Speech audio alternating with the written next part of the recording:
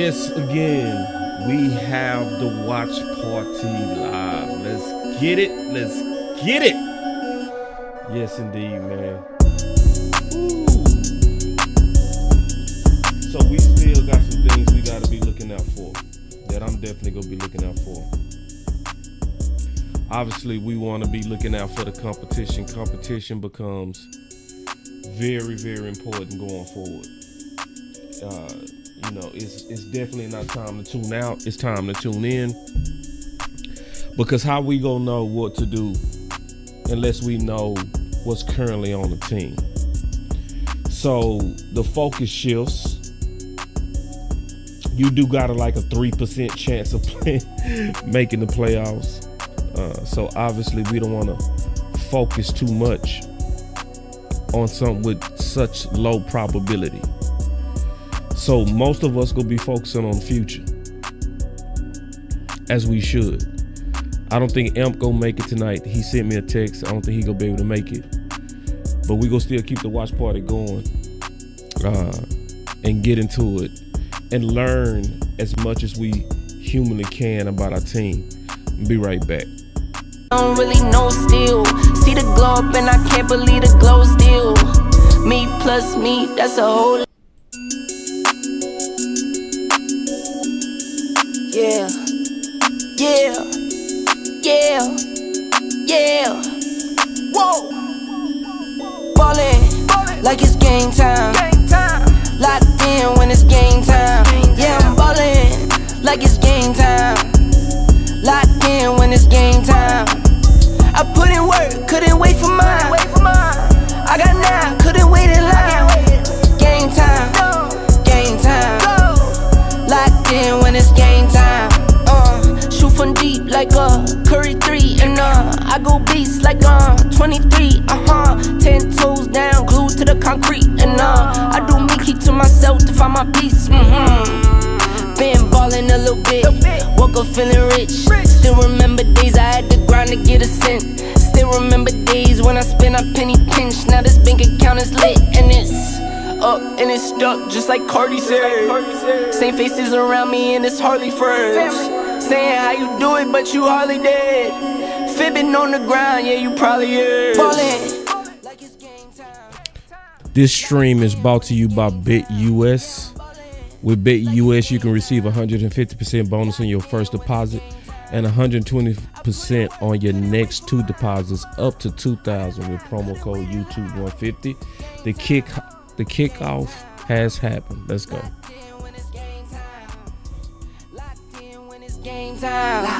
Pull up from the logo like it's Dame time. Same zone, so won't catch me on the same time. Time is money, so I cannot give away time. On the road still, on the go still.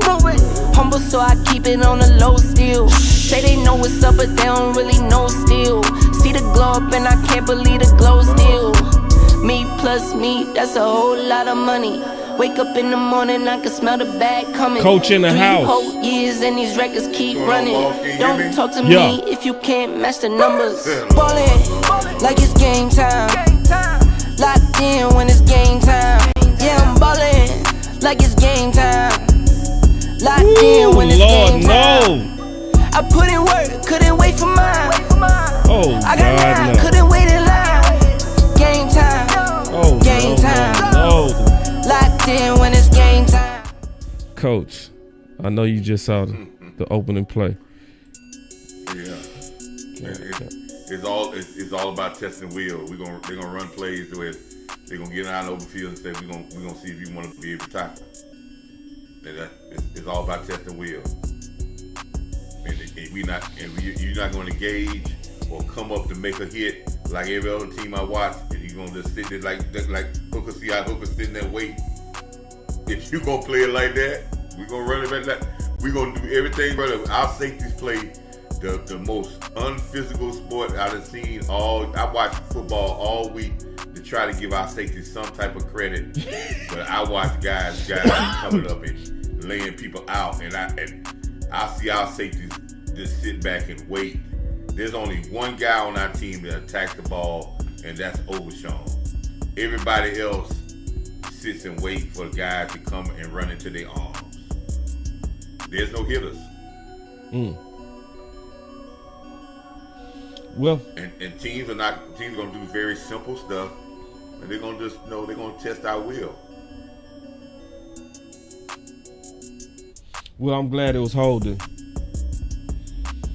but Defense are holding. So let me. But he holding up 2 locks, and that's a good play because his job helped the linebacker make the play.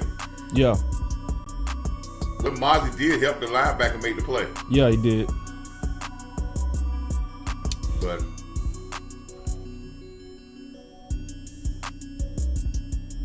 let's go.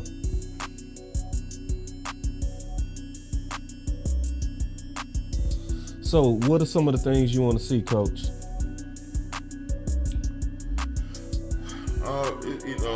I want to see if we have some will to play. This season is not over because you're 6-3 and 6. I mean, it's not over. You get on a run, you probably could put some pressure on people. There is no teams that just run away from this in this league. You got a lot of division games left, so you got a lot to play for. I'm just gonna see who loves. What we're gonna find out, boss, is who really loves football. They got Izzy out there. Who really loves football? You're gonna find out who really loves football, but who just playing to make sure that they continue their career. Because if it gets bad, 1-year contract guys gotta start thinking about their next contract, and they're not caring if it's in Dallas. They're just caring that they get one. That's all they're caring about. So, good to see my boy Izzy out there. I love it. Butler, that's not. If that's how we being taught how to tackle, then I got a problem with our cornerback coach. If this is how we taught how to tackle, then I got a problem with that. That's ducking your head, not even trying to hit a guy. You hit the guy in the legs when you standing right there in front of him. Let me see. Yeah. Okay, so I see. Okay, so they giving Butler and Izzy that turn. So they done so far look like they kind of out on Carson. They made some changes. Yeah, I mean, but that's how they being taught to tackle, man. This is piss poor, and I that's why I said. I mean, look at this. Look at this. Look at this. Look at this. Look at this. Look at this. Look at this. Oh my.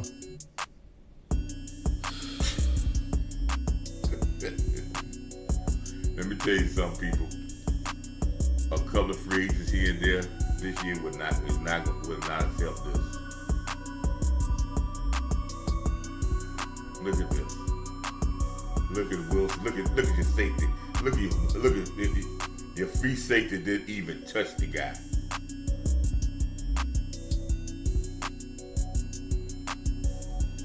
Yeah.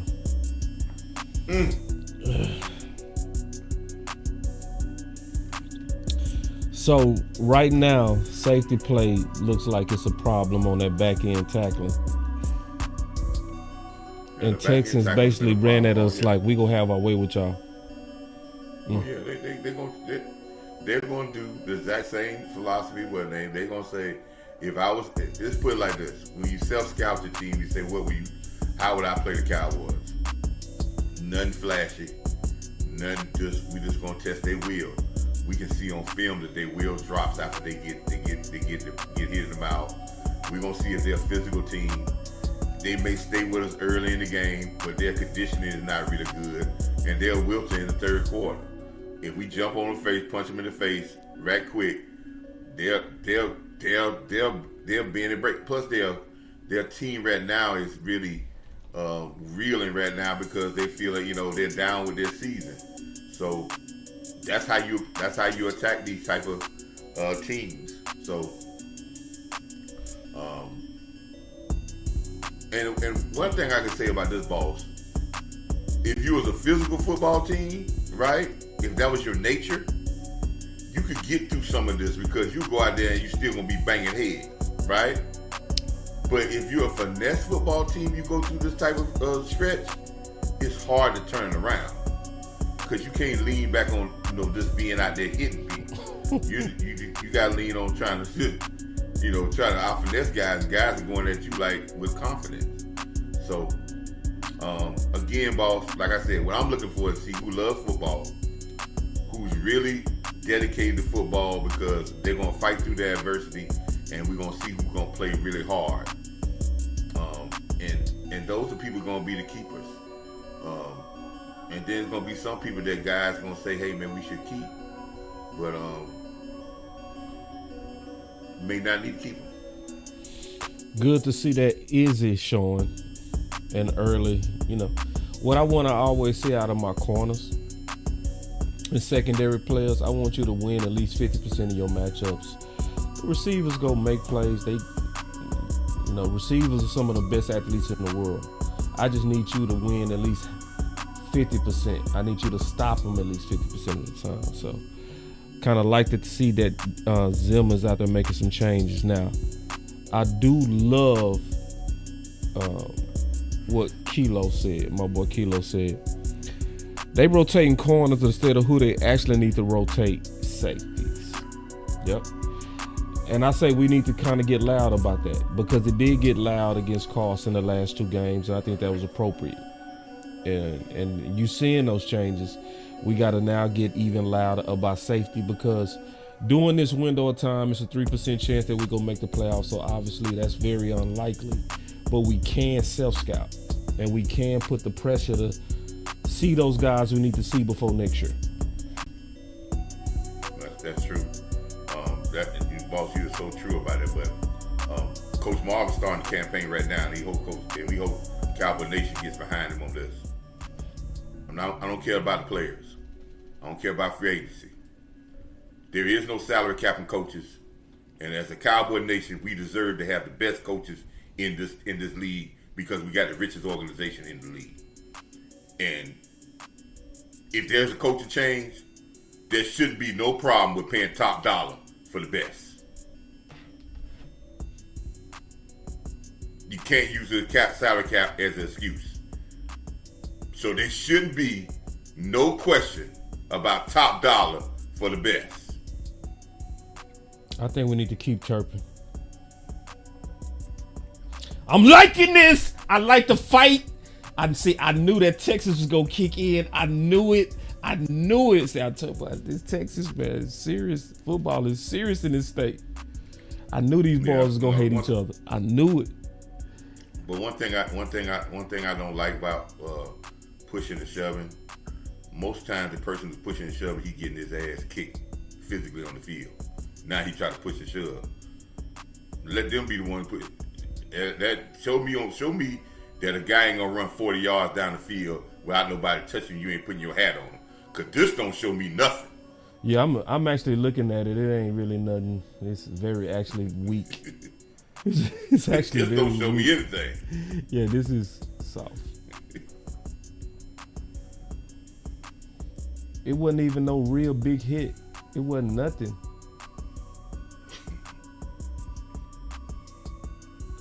I'm just glad they hate each other though. I do like that. That's what I want to see. But I do like to see the scrap. I want to see who just, like you say, who like football. Who out there just playing with emotion just because they love it, not because of the record. There you go, Rico.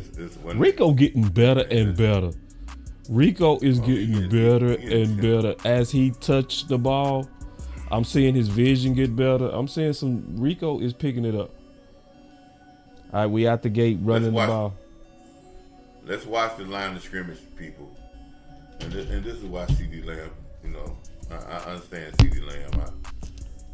He got a back injury. I understand. And this is, and I'm gonna say it again, McCarthy. I'm gonna please. I'm going to say this to you because Boss has said it too. Let's don't keep putting this guy in harm's way for guys to tee off on him, man. Right. I don't like that either, Coach. Especially when you're throwing it to him like that.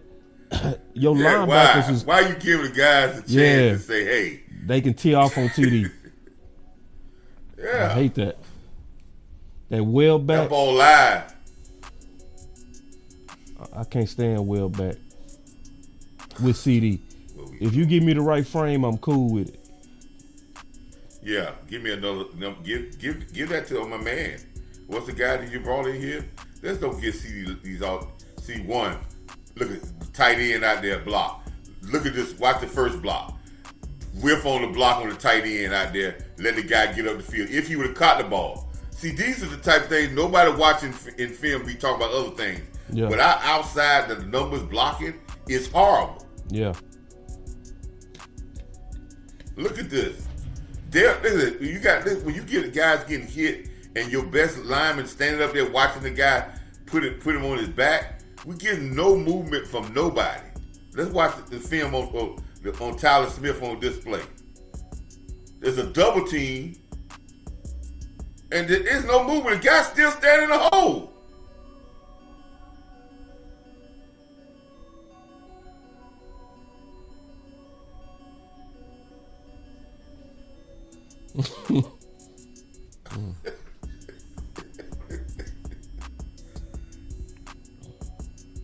Third and 9. What you gonna do right here? Is that a Mingo sighting? Is that Mingo? Jalen Tolbert. What kind of route is this? What is this? Who teaches that route? Watch the replay of this ball and tell me you ever seen this route. I just think that's ability, coach. I think Tolbert just ain't a good route runner. That route was just ugly. Just period. There was nothing explosive about it. Allow that. Now we doing fake punts. Did we do a fake punt now? You lying. Hey, I said 05, but he gotta go. And now he arguing with Fossil. Fossil over there arguing. If the head coach got no authority, get rid of him, man. He might well go and get on down the road, man.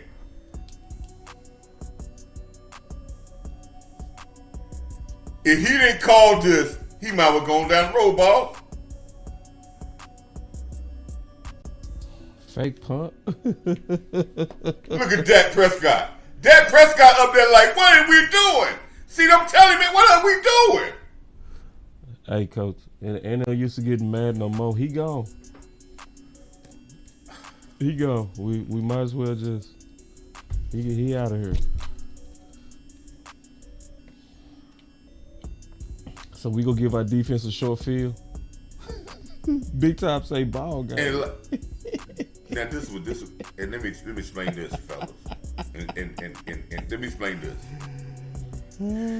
I could see if you had gotten some first downs, right? And you were like, oh, we moving the ball, we just hurt ourselves because we just balled down with a penalty or something. We had gotten 2 yards. So if we get the fake punt, what we gonna do with it? What we gonna do with it? 3 more plays, we gonna kick it right back to them again.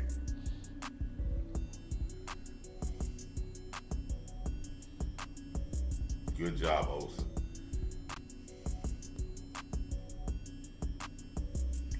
What's a big picture?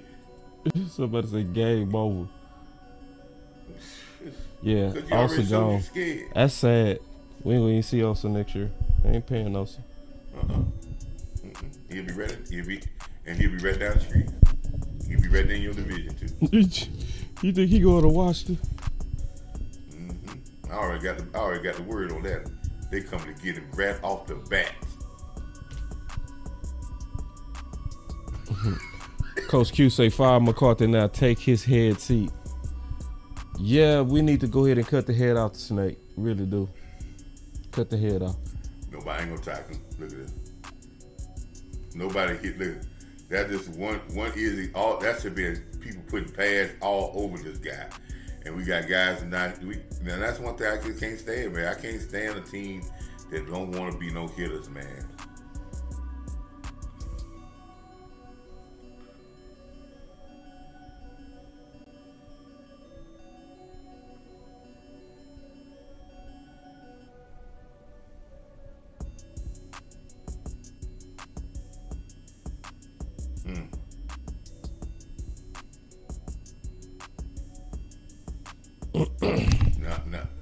Now people gonna say, Now they're gonna say Hooker is so great now.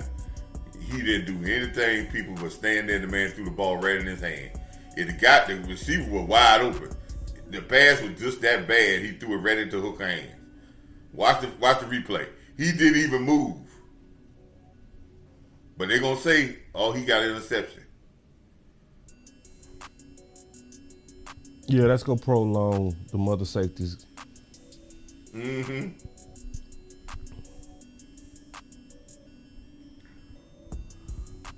Go prolong. But he'll put him out there. I think Hooker will probably come up with some type of hamstring somewhere in the next 2 weeks. Because you got to think about he on the last year of his contract as well.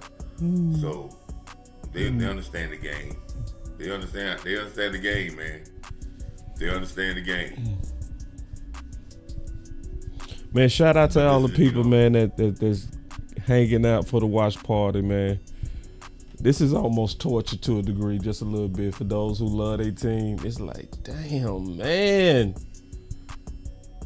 You don't want to see y'all sorry before Thanksgiving. Oh, yeah, them people. Listen, Thanksgiving's going to be a very important game. Hold on, Big Time. Big Time said it. Look at this, coach. You know why it's going to be a big game? Hold on real quick, coach. Just real quick. We're going to go to that big game. Big Time said, it's bad when you make a play, you still don't feel good.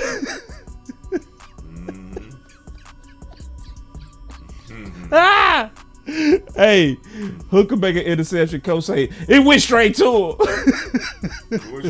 We don't even care. We don't even care about interceptions no more. We just miserable. That's real though. Why Thanksgiving so important? Take a thug. No. Why? What Thanksgiving? If you don't beat the Giants, you ain't gonna be favored to beat nobody else the rest of the season. That's fine. I'm cool with that. Because you know what? If we lose to the Giants, we going to be ahead of them. And they going to have to move up if they wash the door. I'm cool with that. We going to raid them. But it's all a part of who you get to be your coaching staff of this football team. All right, so okay, you keep talking about the coaches. So you got to get some candidates. Let's put some names with it. You can go to the top of the tree. You can go from anybody that's worth salt that won $15 million. They should be on the list. But who? We got Vrabel, Belichick, Ben. Who?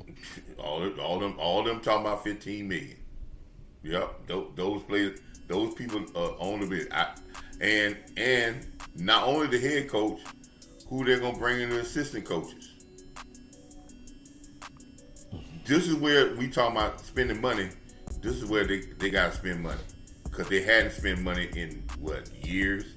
So, and every time they don't spend money on players, they have an excuse because they say, "Oh, it's a salary cap, but we spending money on the salary cap." Well, I want to see how much they put in to say what we want to do. We're gonna get somebody to run this organization, and I don't want to hear about no resume. I want to see how much they gonna pay. Because it's hard to silence a guy when you're paying a guy $15 million. It's easy to silence a guy when you're paying him $4 million.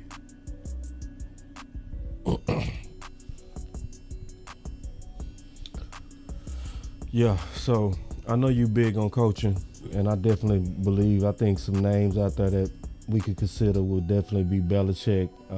He will command some decent money, but Jerry will always try to get everybody cheaper than they worth. That's gonna be a fight. But then, I also believe that it's also the talent that you got to get in, whether it be the draft or free agency. So the good thing is that the red shirt plan is, man. Rico, I see you, Rico. I see you. I see something. It ain't no holes there for Rico right now. Stay with him. I see a little juice in Reek. Yeah, there ain't no blocking. It wasn't nothing there. Don't go away from Rico. Stay with it. I want you to see something. I want y'all to see something. These safeties, watch how hard and physical Houston safeties playing. Yeah, they coming up. And they hitting. Yeah, they coming up. Coach Fowl in the building. What's up, Coach?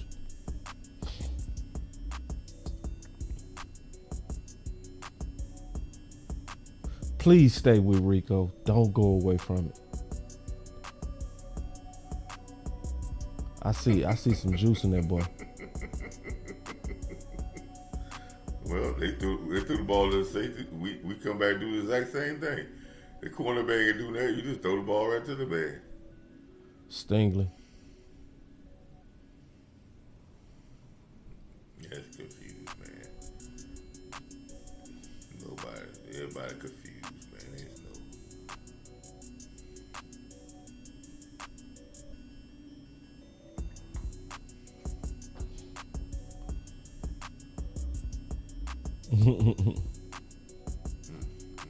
Right to him. I did not like Stingley coming out. Doing a good job for Texas. Mm-hmm. They're doing a lot of good jobs. And they got some. The Texans got some talent, but they got some guys that they're getting the best out of them out of the roles that they're playing. So and that's what you want to do, get the roles, get the best out of the roles they're playing. Chris 214 got a question for you. He said, what you think about Pete Carroll? Because we need some names, Coach. We need some names. We got to talk about some specific candidates now. Now, me and Landlord was talking about Prime. The one thing that Landlord sold me on Prime, and I don't know why I ain't think of this, but Landlord sold me on Prime that it's not just Prime. It's that Hall of Fame staff.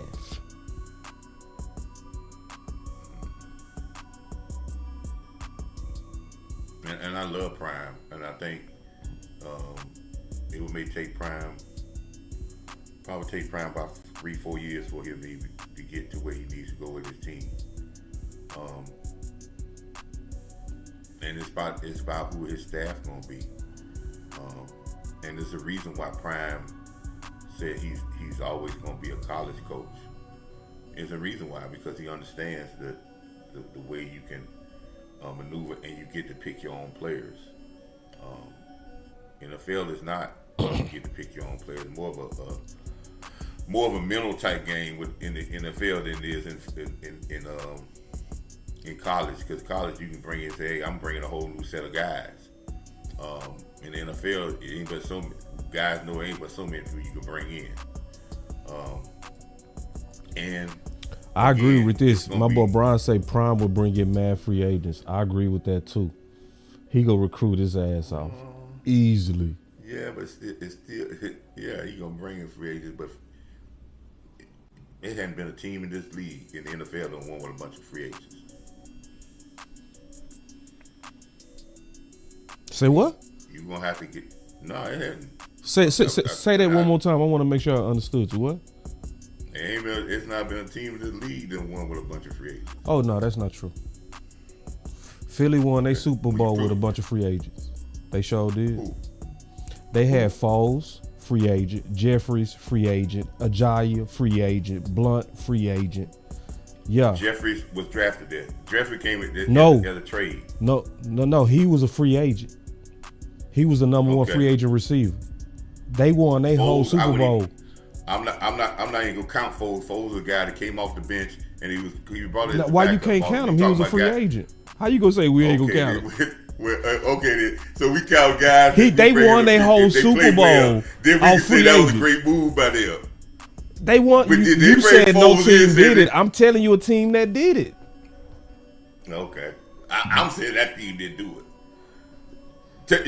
The core of that team was where? From what?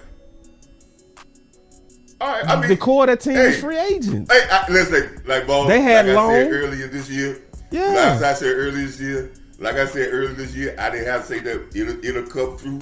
this thing with McCarthy is coming to fruition. And I ain't got to say it again. You reaching on McCarthy too. Say, so you got to add in the injuries right. on McCarthy. Don't act like this is the norm of your coach. Come on now. Don't act like this is abnormal. Because Because this is the thing, coach. You can't be like I told you when the whole team injured. This effort of this team ain't got a damn. But you switching the subject though. We was talking about free agents. So on the free agents, it's teams, and that's not the only team.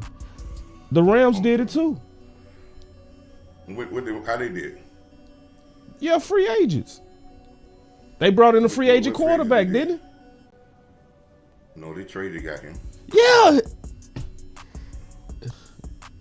They traded a quarterback from the Super Bowl to bring Stafford there. That's how Detroit got their quarterback. But it was some teams, coach. It's some teams that wanted being aggressive in free agent. That's all I'm saying. Okay. And so going back to Prime, because that's what we was talking about, Prime ability to recruit. I think that's gonna be true. I think Prime does bring in a Hall of Fame staff. Like most of the people that even help him out at Colorado are Hall of Famers. T. O'Neill, Warren Sapp, all them dudes that be coming back, giving back. When your circle is full of Hall of Famers, I think Prime is kind of a sleeper candidate that people should take serious. Is Prime a candidate because of what the Cowboys are, the sexy glittery pick, or is it the football? But is it going to be news? It's the football. I mean, it's going to be that too. In my opinion, it's going to be that too. It's going to be unavoidable for it to be news. And listen, I have fought a lot of people about what Prime has done, and I'm with it, and I want to see his Prime days. I want to see Prime, his first coaching experience. I talked with me and another coach talked about this. We're going to see how great and how good a coach he is once he's not coaching the Suns anymore. Because he ain't never did that before. That has never, from the start, that's what he started with. That's going to be another hurdle for him.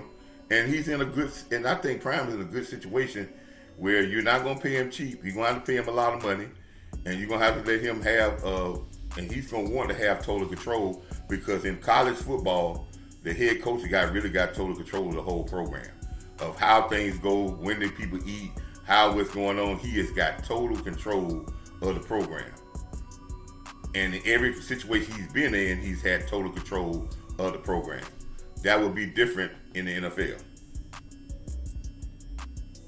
And that's the reason why I think he loves what he says, and I don't think we understand what he says. I love coaching college football. But hey, he's gonna allow people to talk. That raises his money. Yeah, I agree. Yeah. And that's why I think. And then it's good to say you're not interested, because that raises your money too. When you kind of act like you're uninterested. It's no. Yeah, he's not gonna stop it. He's not gonna stop it from talking. Yeah, because he did that same thing with Jackson State. Where, I ain't gonna never leave. I'm happy where I am, but you basically getting them to bid for you. Yeah, but he wanted to be in a college setting, and it's some things he want to do. He wants to win, and he wants to win big in a college setting. And I know he wants to win big in a college setting.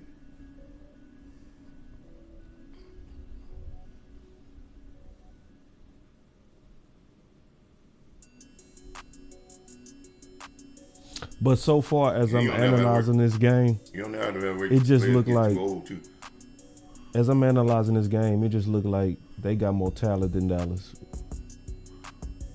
Just bottom line.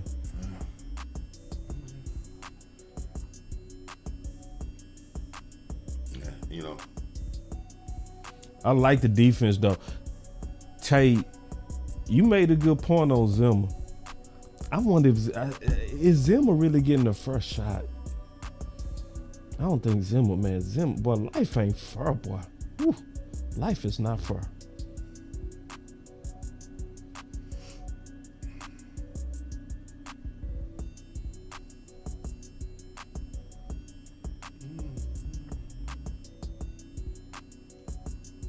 They going for it. Ooh. Ooh.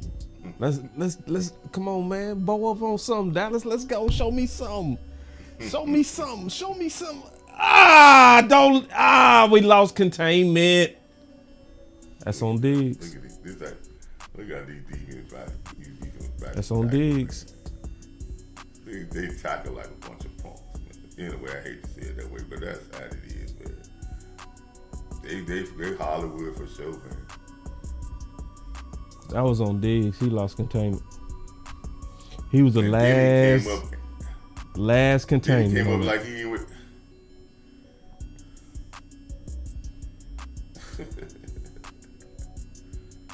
They had the whole thing sealed up except for Diggs. If we watch I just tell people, man, there's no way in the world anybody on watching this say I'm watching other football teams and I'm watching how they move and how they go at stuff and they say we do the exact we playing like the other teams in the league. There's no way. And I'm talking about the teams that ain't winning. That ain't touchdown, man. All that old dancing, man. Get back on the lot, boy. Ain't no touchdown. Michael Parsons stuffed you, boy. All that dancing. Why you talking to the sideline? Shut your mouth, Mix. Shut up. Hush. You didn't score the touchdown. Shut up.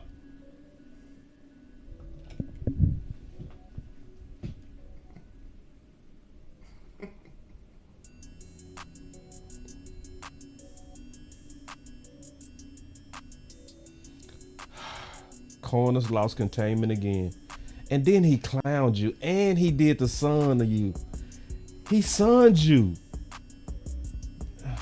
Then he danced again, man. Same thing. Containment on the corners. Same thing.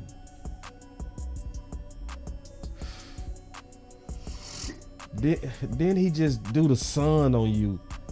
Like you my son. My son. You're this little.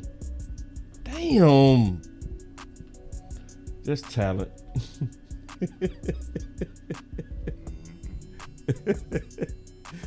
Oh man. I said it was gonna be 30-3 or something like that. We might not even get 3 points.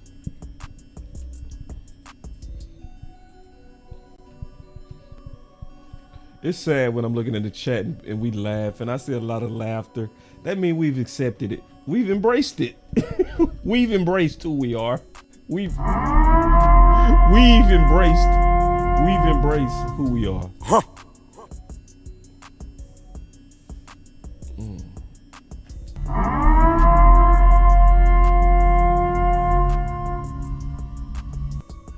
Somebody said that's the kind of run Rico needs to learn. That was damn good vision. You guys say you gotta give Mixon his props on that. That was 2 good runs. Bouncing out like that, smelling that softness on the corner. Yeah, we've accepted it. Acceptance. That's where we at now. Man, I'm gonna tell you this. I never gave a player credit when my player totally didn't do what he's supposed to do.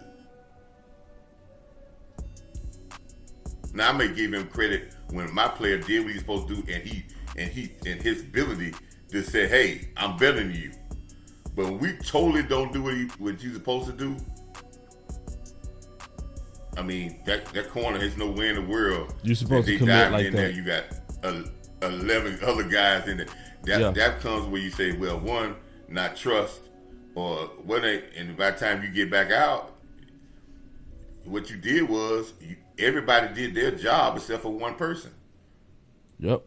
Because you stopped his feet because he couldn't go inside. Everybody did their job except for one person. And so then he just got outside because he that's the only place he could go. My boy Kai say, Boss Cowboy, Jerry could have got Nixon and Henry, but here we are.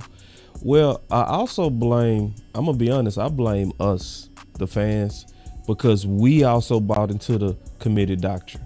We bought into running backs don't matter. We bought into that. We did. We bought into, you can just get one in the third. Mixon. Pfft, who needs Mixon? He's old. Who needs Saquon? Yeah, we was saying that. We was doing that. So that's why I just did a video going all the way against all the bad theories on running back. And we shouldn't let people do it this year. We shouldn't let people get away with it this year. I think your video, man, was good about all the discredit and all the stuff about the running backs. But I think, sometimes we have to listen to Jerry Jones and we have to see some things. You have to pick out some of the things that might be truthful. And I think he was dead true about we didn't go get a running back because when we asked about running back in this offense, we were told it wasn't going to matter. Yeah. And so if you tell us that, we ask you and you say, hey, I think we could do it because I'm really not planning on using them really that much, then and for that particular reason, boss, is why they gonna fire him because they asked him. Yeah. Yeah.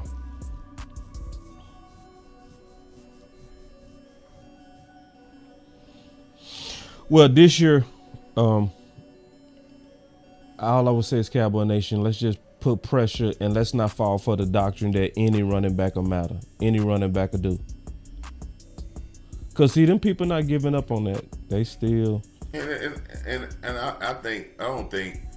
I want to say this, and I think people are going to say, Coach Marv, I don't think with this type of running game and the emphasis it put into this running game, where I hadn't seen them about about 6 different run plays all year. We don't see no pull action. We don't see none of this. I don't think the running back would have been as successful as we see in other places that running backs were successful. Agree, Coach. I just think you're right. The run you right. It wouldn't have been. And I think we talking about running back, but I don't even think our players believe in the running game because I don't even think they come off the ball like that. That's got to be important. I think when you hear your coach say this, he didn't say we got to dominate in the run game. We need to really be very good at the running game. He is always saying, well, we got to run the ball better. That's just saying, okay, let's try to do a little bit better. But if you try to shoot for the stars, you're going to get the move. Yeah. That ain't saying you're going to be a run first team. But if you say we need to dominate the running game, at least your players get to understand when we run the ball, we trying to run with a purpose and to get yards, get touchdowns. But now we just run the ball to say, you give them the mindset of like saying, quota. Oh, let's just run the ball better. Yeah, it's like a quota. Let's run the ball better. Yeah. So it should be an after effect, and you can't get a good running back in here and make him an after effect. Because listen, Saquon Barkley played for the Giants, and when he was healthy, we didn't see that type of Saquon Barkley. But he goes to Philly, and last week when he gets against the Washington team, he had like 40 yards going into the third quarter, but 16 carries. But they kept giving him the ball, and then the next thing you know, he gets 2 30-yard runs without even being touched. Yeah. And now he got 140 yards. So that was a commitment to it, and I credit Kellen Moore to say, hey man, we're gonna keep committing to this man until he breaks it. It didn't look good earlier, but we're going to keep pounding on them until we break it. And he got his passes in. They need to do that with Rico right now. But that's growth. But what I'm saying to you, boss, is Philadelphia linemen know that their run game is their bread and butter, and they practice and come off the ball like they really want to get 100 yards every carry. Our offensive line comes off the ball soft and in the backfield, and we don't ever get no confidence because we not going at it. And I haven't heard all year long. I've heard the coach, I've listened to the coach say about we need to run the ball better, but I haven't heard nobody on the Dallas coaching staff, and correct me, boss, if I'm wrong, nobody talks about we need to be more physical up front. Yeah. Ain't nobody said that, boss. And see, and you know, Coach, it's a lot of stuff you're gonna notice that's not gonna be popular, but it's gonna be true. You know, that happens a lot where you'll see the real you'll see the real breakdown, but people will be talking about something else. To your point, you know, so to where the softness. I also think Mike McCarthy aided in that, because when you are averaging 21 rush attempts per game, that's what Mike McCarthy is right now. When do your offensive line actually get the work to become good at the run fits? So and I know 21, you at least giving the ball to the receiver 3 to 4 times. So you got 3 running it's backs more 18. Only getting 18 carries. Yeah, 18. Yeah, that's sad. Hold on, let me take up some of these comments. Uncle Charles said, Boss Cowboy, you the best, but I gotta disagree with you. You can't put this on us, bro. No, this was all created narrative by YouTube Dallas Cowboys content. Well, I'm not blaming all fans at all. Yeah, you gotta keep terping. I'm certain. See, I'm scouting. I'm over here like, who do we keep? Who do we let go? You keep terping. I've been saying that since the first quarter. Yeah. If this is a talent evaluation, you keep terping. Let me go back to this comment though. So it's not all the fans, but now we got to be accountable too, Uncle Charles. We got to be accountable for the doctrines in which we pushed out there. Obviously not all of us, because I do know some people was absolutely against the committee. I do know that. It was some people that hate the committee. I know that's true. But overall, Cowboy Nation was very, very casual about running back talent. They scoffed at, because I did a lot of content where I was talking to people in the comments, so I know the tone of what the fans was on. They did not care about Saquon. Most of the fans was not loud about Henry. No, they wasn't. They wouldn't know. That, you know who we was talking about? The draft. So no, we got to take some responsibility in that, where we're loud and we're strong about what makes sense. And so going into next year, we can't do that again. We can't look at good talent at running back and be like, who cares? Now, D-Block noticed something. He said Fant in the backfield. See, I'm glad you noticed that, because I'm going to start taking looks at that, because I do want to see players like Fant get a chance, because this is a good time to evaluate our guys. Very good time. And then Travis said, that was a great show you did on running back. Yeah, that was one of my underrated shows, for real. Y'all got to go check that out, for real. That running back show, man, I really kill and destroy all the bad doctrines that's out there. Go ahead, Coach. Well, yeah, fans getting a chance that they brought him up because your running back is hurt and he's on inactive today. Your fullback. So they brought Fan up to do his role. He's been doing that a little bit in preseason, so he was on the practice squad. So they brought him up to bring him in to do that fullback role. Another thing I like to say with the Cowboys, anytime we throw the ball in between the hash marks or right at the hash marks, even though that was a slant, that was a deep slant. Bill looked like he hurt his shoulder. Yeah. I'm sorry, Coach. I see him on laying on the ground, but anytime we throw a deep slant, damn, attack the middle of the field, guess what happens? Bill separated his shoulder. Yeah. I could tell. I know what a separated shoulder looked like. Yeah. Damn. That's okay.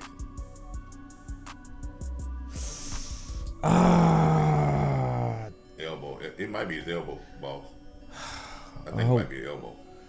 I would rather it be his elbow than his own. Elbow, yeah. I think it's elbow. I saw it. Oh, I think it's elbow. But again, like I said, fellas, going across the middle, Big plays across the middle. Every time they throw the ball across the middle, man, they get big plays. I mean, and anytime they hit these guys on the move, like Turpin, he makes big plays. He loves catching the ball on the move with his shoulder pads facing the end zone or going towards the end zone instead of his back turned towards the end zone. So he can catch it and keep moving. So hopefully they'll keep doing that to get some more scores. Oh, we scored. I'm sorry.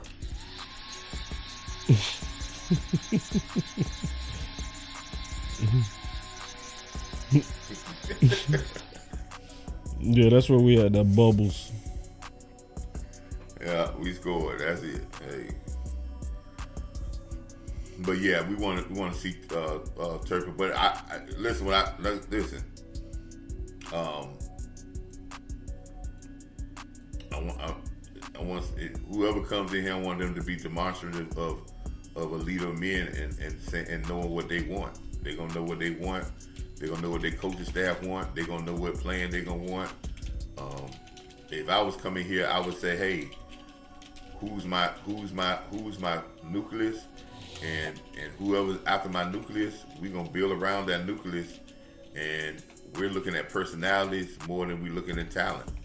We want the right fit, not talent. We want the right fit, and talent and fit come together. We want the right fit because if we promote change, we're gonna find out in promoting change that you're gonna find out there's gonna be some people that you may think is good, but they're not gonna be right for the change that you're trying to get to.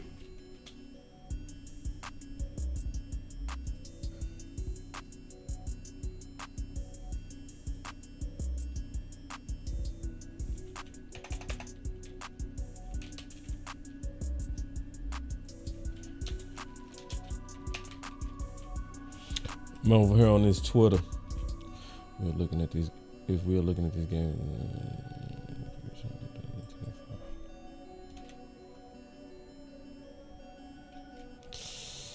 I hate that for Bill.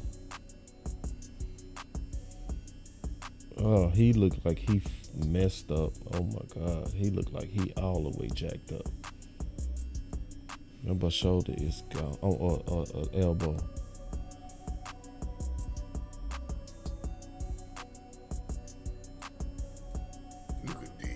Man, I can do without Diggs. I can give me another corner. Oh, you talking about because he got ran over by Mix? Because he wouldn't have got ran over, he would moved. He stood there for 20 minutes and waving the man right in the chest.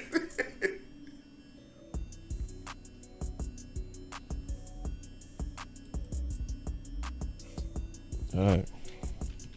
I ain't gonna fight you on that one, Coach.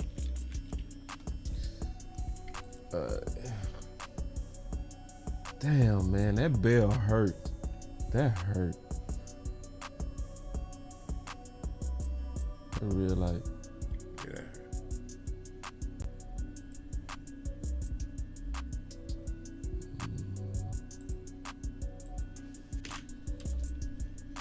Oh, he got him up. They got him up. They put it back in place. They ain't taking back that. He just stood up on the sideline, boss. Nah, he done, Coach. Oh, he is. I saw it. Damn. Yeah. Boy, Bell is tough as hell, man. Man, they probably just put it back in place. Michael was right there. Michael was right there, man.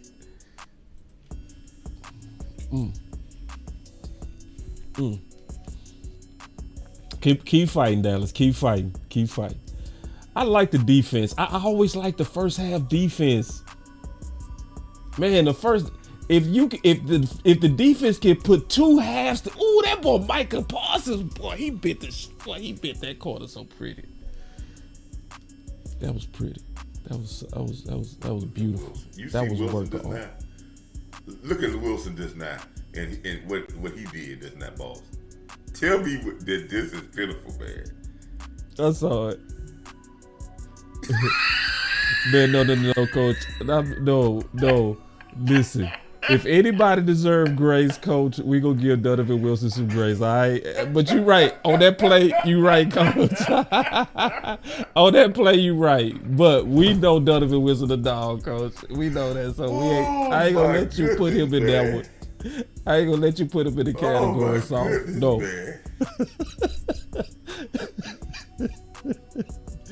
Yeah.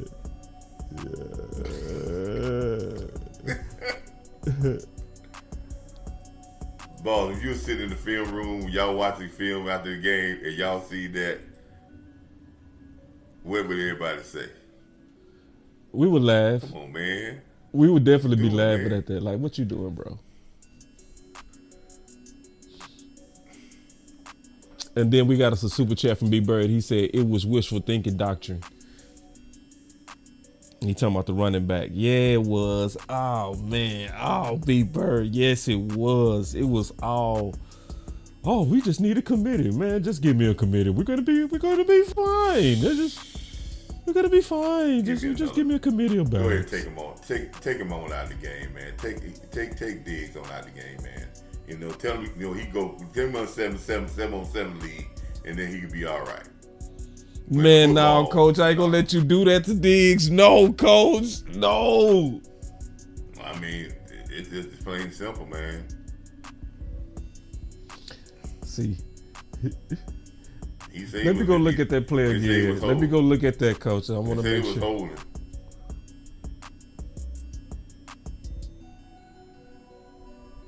Let me see.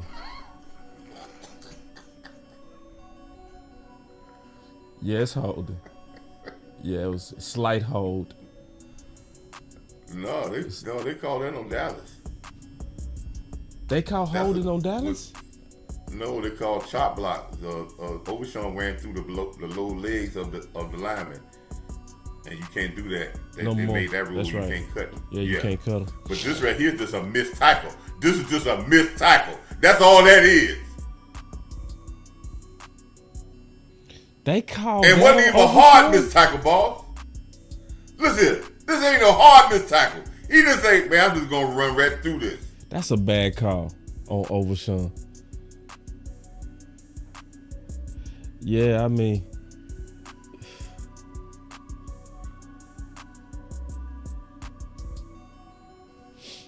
Diggs got to do better on this tackle.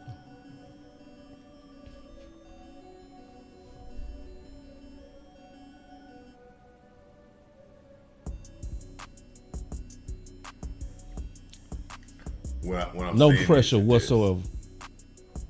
I'm gonna say that, and they ran like they was gonna run a fake screen. That was good hard play action, run play action. So you're not gonna really get no pressure because they really went hard at that. They drove people off the ball on that play action there. Which they really put people on the ground because they did hard play action. They did. But this is what I say about that. This is what I say when you're talking about when you're trying to get young guys like Carson and Butler out there, and you saying Butler and Carson, and we trying to get the best out of them. If the guy that you're supposed to be paying all the money is playing like that, how can you ask these guys to do that? How can you ask these young guys to do it? How can you ask them to come up and be physical?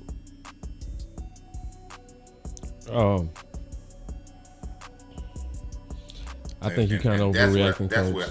I ain't gonna lie. Okay. All right. Yeah, it's like this is a bad game so far for Diggs, but okay. Because see, like I put it like this: for me playing corner, if it was another corner that wasn't tackling, that had nothing to do with if I was gonna tackle or not. Well, okay. Don't we think the leadership of your stars don't feed down to your lesser guys? That what you telling me? It don't? It didn't to me. Oh well, you're not the. Are you the norm? I don't know. I'm just saying, like. Okay. I think Carson actually makes better attempts at tackling. I think Bland is gonna make tackles with whether Diggs do or not. I think it's in Bland pedigree to be a good tackler. Would you agree with that? I'm asking, would you agree with that? Yeah, but he'll start not being a good tackler after a while. You think so? Hey, I'm getting So, 15 million and I ain't tackling. Now I do remember a bad game from Diggs versus the Saints, like where he was not holding his containment. But other than that, I don't really have no real issues with Diggs. Not too much. Well, I know one thing. I know they run the ball a lot to his way. Yeah. Because I guarantee you the other people in the C film, I bet you they saying it. Now he ain't holding containment this game. And I would run that Diggs if I was an offense, I would. I would make, but it's like you always said, make the corners do what they don't want to do. Make your corners tackle, make your safeties cover. Yeah. So, and if I'm and see,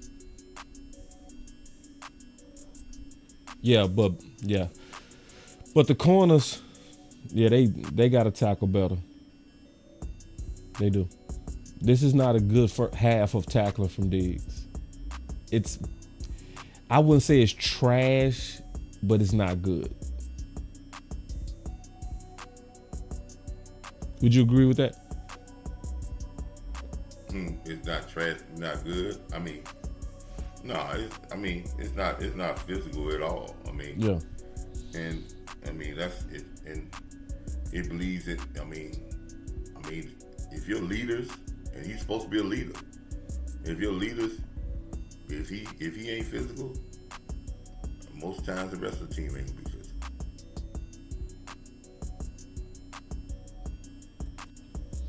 Yeah. And more than with talent. When I understand when people talking about talent, but if my top line guys were playing at ultimate, we'll be a better team.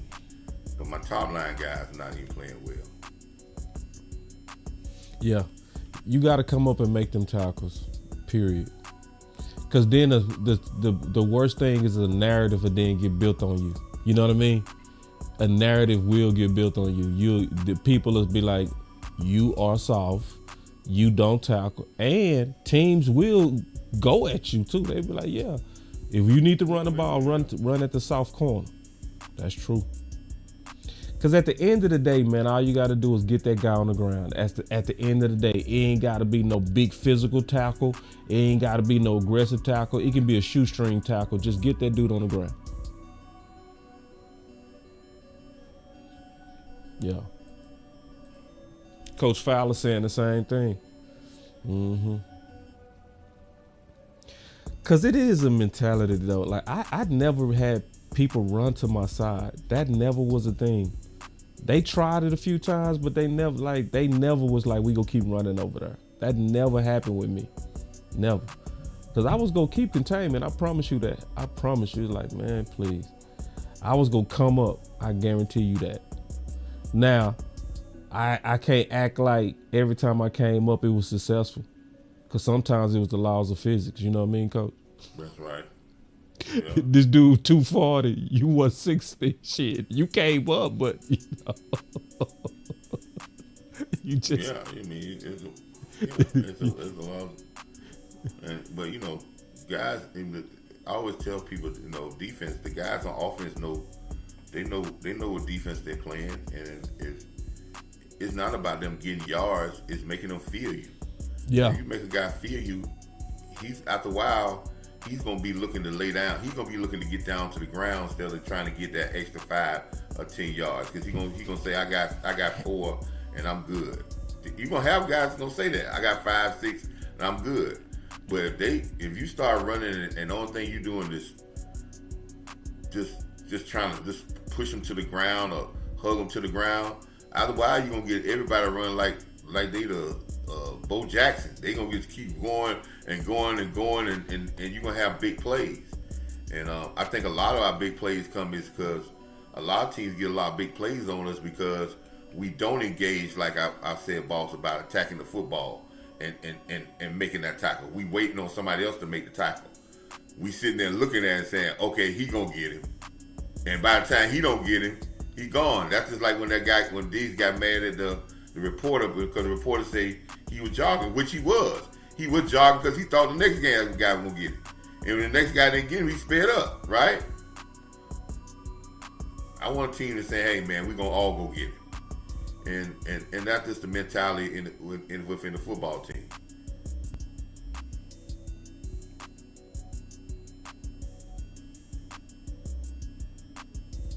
Coach Q said. I call effort. Coach Q said with the super chat. He said, Martin Steele, BB Smith are all physical players. It's the scheme and coaching. Overshawn, DeLon Parson are physical. Hold on real quick. Are physical, they are leaders. I definitely agree with you on that offensive line. Cooper Rush is looking pretty good this game.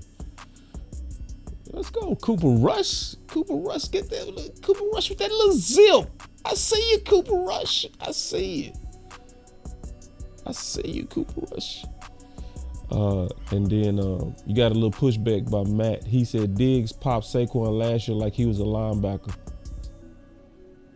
Man, we talking about one pop. If he hit him, yeah, he physical. One hit says he's physical.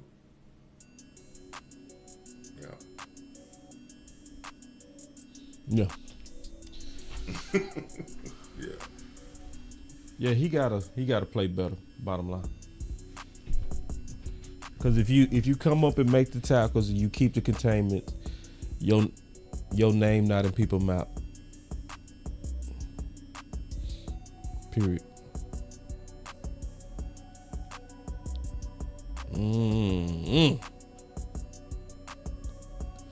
Yeah. And I agree with you. Say this is a flag happy. Yeah, the refs, they got them flags. Oh, shoot. Yeah, I forgot this. Gotta do this. Today's stream is brought to you by BetUS, where you can receive 150% bonus on your first deposit and 125% on your next two deposits up to $2,000 with the promo code YouTube150. Yeah, coach. Man, I wish we, let me see if I can pull up these balance numbers. We need amp for them numbers. I want to know where we are right now, because I guarantee we out of whack. I guarantee it. Let me see if I can look it up. Dallas Cowboys. Yeah, we had that one play drive, that long play. I want to see if we're in balance, coach. You looking it up too? Yeah. Let me know where we sitting at if you find it before me.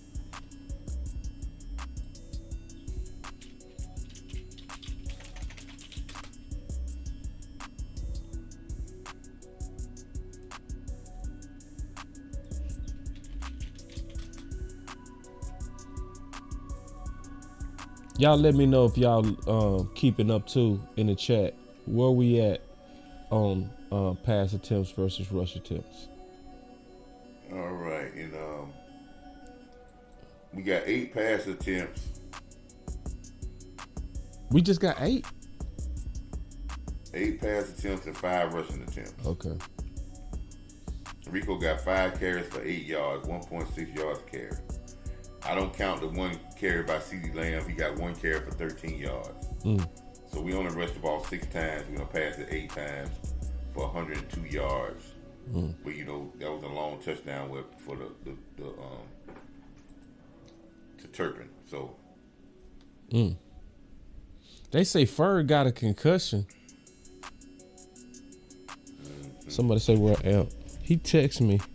I just saw he might not be able to make it. Let me read the text. See what he said. Oh, he got a family emergency, y'all.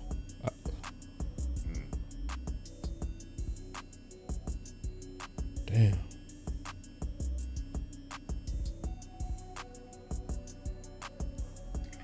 Oh, first y'all pray for Amp, man. I don't know what's going on. He just said family emergency, man. So So y'all know Amp like a clock. So if he, yeah, he was. I talked to him earlier. He was supposed to be in, but yeah, something must have really came up. yeah, because he called me earlier saying he go make it too. He was excited. So Fant, I see Fant out there as a lead blocker. D block, I see. Yeah, you was right on Fant. I like Fant out there, man. I want to see more.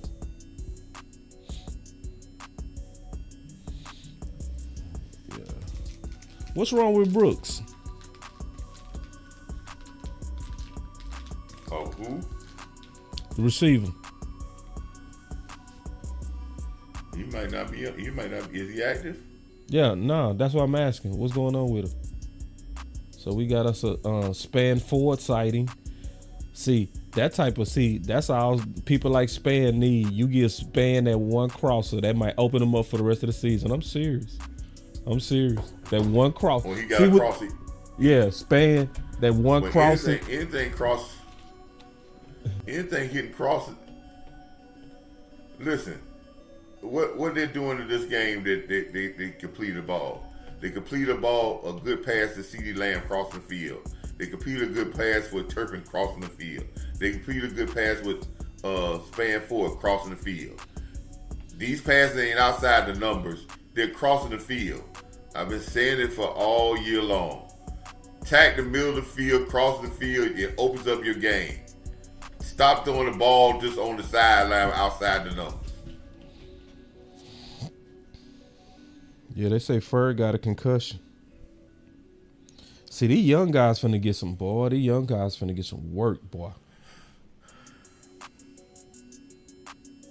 All right, Rico, let's go. Show some juice, Rico.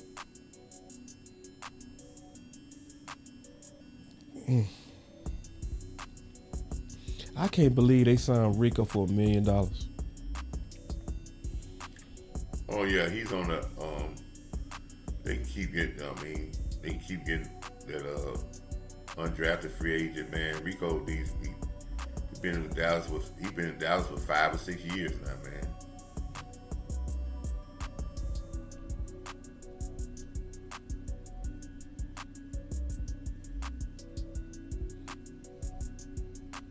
You see how the line of scrimmage is being pushed back in their face.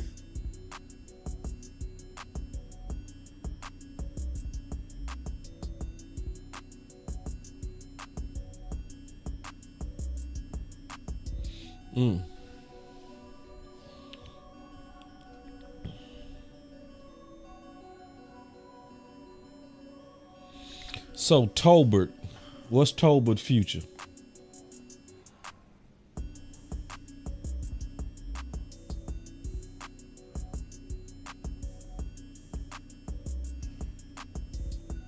Coach Mark, what's Tolbert's future?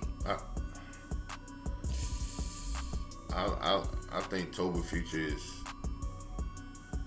I like his future here. It's hard for me to judge anybody on offense with this pitiful scheme of offense that's been put out there. But I think you're gonna bring Tolbert back because he got one more year. I mean, they're not gonna get rid of him if he got another year. I think it'll be a breath of fresh air for all these guys to get into a brand new offense, a whole new offense. I think even Dak Prescott probably would say, man, it'll be a change in his career to get away from some of the same stuff he's probably been doing for the last 8 years. Yeah. Dirty Muggs, you right. Dirty Muggs, you are right. Hold on real quick. I just noticed this. What's that? Mingo, where Mingo?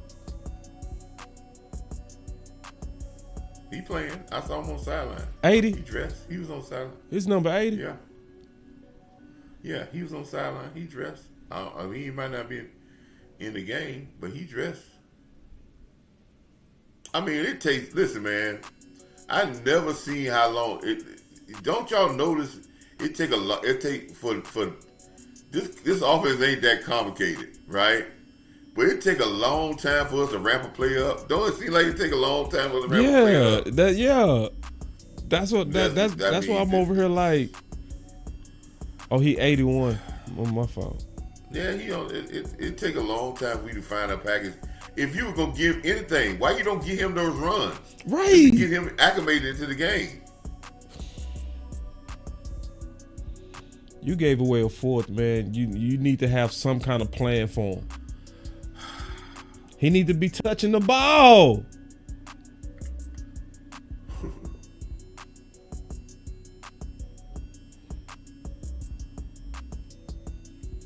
Man, I swear.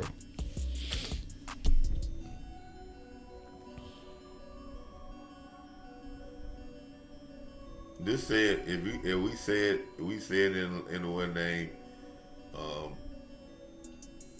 then the head coach will probably do it the next game. Right.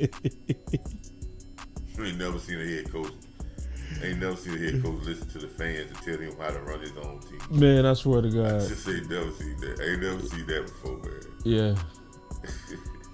You see that pattern too.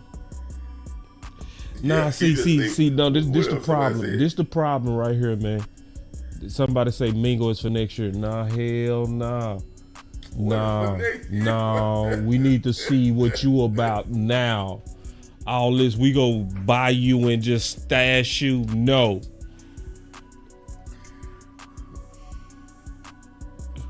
Next year, listen, Ringo got to show something. See, this is where we get into problem because people think because he had Dallas, he all of a sudden he's a superstar. Ringo got to earn his keep because regardless of what he did in college, he been in the NFL for a year and a half, and he hadn't done nothing. So he needs to do something. What? Front office said next year. When? They said next year will what? When?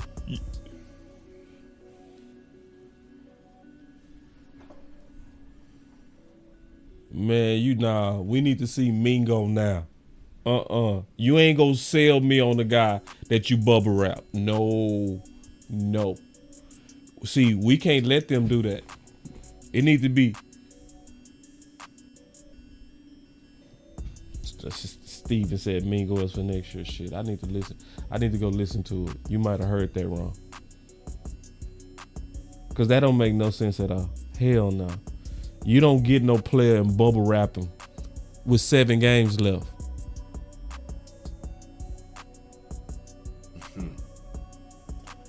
Everything they running, all their short game is at Diggs. They throwing every play they run a short game of Diggs. Yeah, they tacking him. Yeah.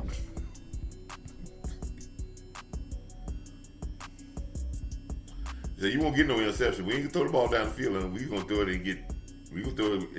and then after a while, then they gonna attack him down the field.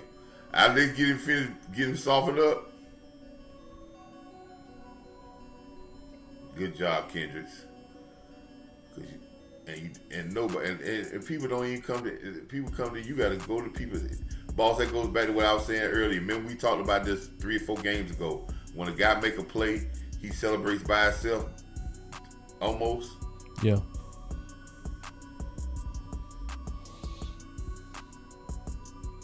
Kendrick's having a pretty good game this game. What you think, Coach? Yeah, I think he's having a pretty good game, man. You know. I don't think none of it. They're not really running the ball up the middle, man. They take defense playing pretty good. Pretty good job. Yeah, defense. No, not. What you think about Zimmer so far?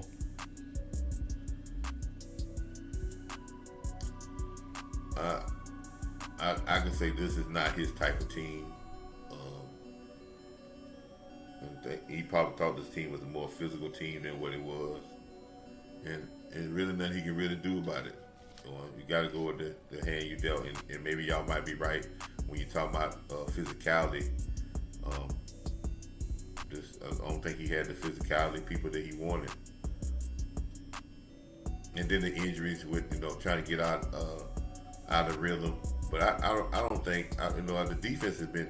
If you think about it, the defense hadn't been playing that awful in the last 3 or 4 weeks. I think the ineptitude of the offense for the last 5 weeks has really hurt the defense even. Yeah, or like the going forward on fourth down. Yeah, and I thought Zimmer looked at the offense and saying, okay, this is Mike McCarthy's offense. This offense has been in place. They're going to be a common factor to this team, and they're going to be able to set the rhythm for this team and slow things down and keep the rhythm of this game. He probably felt that the offense was not just be the lead, but be the tone setter and the rhythm setter, right? Or the tempo setter. But our offense got a little bit, they just got frantic. And then, like you said, going on fourth down and throwing the ball and getting out of balance and going fast and all that stuff. So when your lead unit starts to be helter skelter, it throws everybody else into helter skelter. Right. And the defense was a young defense with new linebackers and all this stuff. Yeah. So it started breaking. The dam started breaking. Yep. That's right. And so that explains the first half, like where we good in the first half and then we crack defense. And I'm talking about the defense. You crack defense, yeah. And I think we're not the most in condition team in the league either. Because everything tells you you're not in condition when you have. I think I looked at the stat. We get penalized more in the second half. We're giving teams getting on us early in the second half. We don't play as finish games as strong. That's all a sign of saying we're not the top condition team in the league. And put that with being weak mentally, it all has a product of snowballing on you. And I know the fans want to talk about Jerry Jones them, but I will say this. This is what I predicted when you said you went with all these 1-year contract and a lame duck coach. Yeah. I told you it could not have no adversity. Right. That structure cannot handle adversity. Right. You did say that. As soon as over and over. Comes, it's gonna fall apart. Yep. You said that over and over. So he didn't do it. I don't think the Joneses did no favor by saying we're building a team where we can handle adversity. So when adversity hit, it started falling apart. And then when your plan is not really good, and as Coach Q said, when you have guys that not in scheme and not being coached well, which I don't think they're being coached well at all, then you get a product of destruction, and you have a product that you think it gets snowballed pretty bad. But how would you get back? I know you, boss. You asked me earlier. Say, well, what we do now? Where if you had an identity, you can go back to your identity and get through this end of this year and salvage some of these games. But we don't have an identity. Right. So they got Flournoy out there. Y'all let me know he 80. So let me see. So I see Mingo in on some very good blocking too. Oh yeah, and they needed him for that dirty work. Tay, I've been thinking the same thing. She said, I want a new training staff. I've been thinking about that.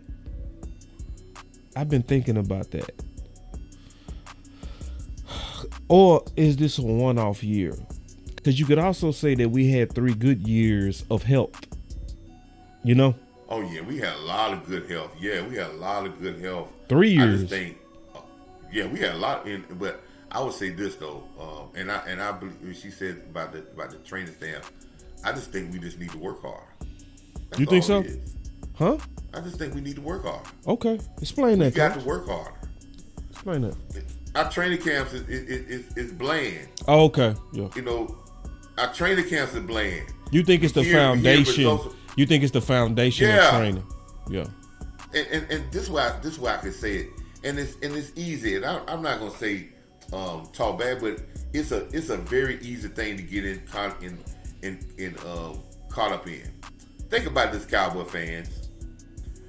We got spoiled by going 12-5, but we saw there was flaws in those 12-5 that we looked over because we were winning 12 games, right? it's easier for your team to start saying, well, we get 12-5. Well, we're going to get 12-5. That's easy to do. A lot of us predicted 12-5 this year. Mm-hmm. But you cannot rest. You cannot rest on the laurels on the football team because this game will humble you fast. 12-5 can turn into 5-12 very easily. Mm-hmm. So sometimes when you didn't work as hard, and then you add the fact that everybody on 1-year contracts, and you might have went in training camp thinking that we're gonna start off the season back to the playoff game. One thing about football, it don't start off where you left off at. It starts all over again. Yeah. And our psyche was we're gonna start off, and I think what we did was we took the same psyche that we took in that Green Bay game, because I keep saying, and y'all heard Coach Marv keep saying, it wasn't about talent in that game. We had better talent than Green Bay, but we wasn't ready to play. And we took that same philosophy into this season because we were healthier. We had a better offensive line. Listen, man, we just didn't come ready to play. And when we got hit in the mouth, and our defense went shell-shocked. And by the time we got our footing back on a little bit, we just was so rattled because we wasn't mentally tough as a mentally tough football team. And we didn't correct that this year. If Mike McCarthy wanted to correct anything, he should have been tougher to correct that part. And that part might have carried him a little bit deeper with these injuries and with the sometimes a lesser talent. But I think we went in this thing thinking we're going to be 12-5 easily. And that's why we so upset as Cowboy fans, because we thought 12-5 was just going to be falling in our laps.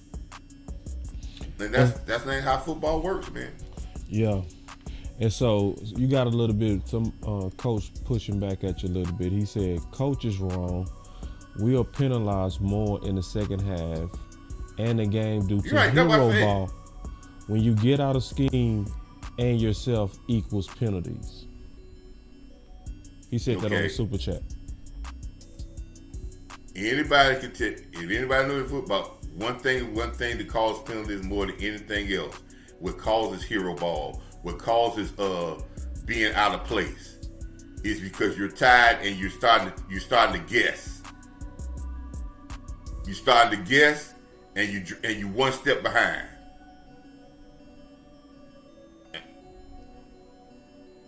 Tired makes what they say, the fatigue makes a out of everyone when you get tired. And this team does not finish well, and we don't come in the second half well. Now, hey, if we want to talk about we're not a fatigued football team, we're not a tired football team. Well, I don't think we're a conditioned football team.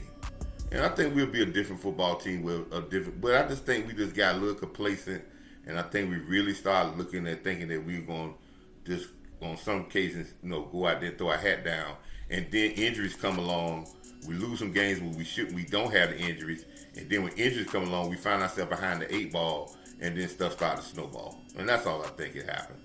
So, and I can understand when you're talking about being hero ball. But that's part about discipline. And if a team is not disciplined, I can't say that they're in shape. They're in shape either. Because if you ain't disciplined to do the right thing on the field, I ain't gonna say you disciplined enough to be in shape. See, I see a lot of people. I see people in the chat saying, "Where's Zeke?" I'm gonna be honest with you. You don't want to see Zeke with the minimum amount of attempts that Mike McCarthy has. Like, you gotta have at least 30 attempts to see 2 running backs. As long as he's doing these 21 rushing attempts and 3 of them going to receivers, so really like 18, you really do want to feature one back if you go limit your attempts to that little. So it's just what it is. Unless you had a play caller that was gonna, actually involve their backs, you want Rico to get a majority of these, in my opinion. Yeah, let me go get Zeke, man.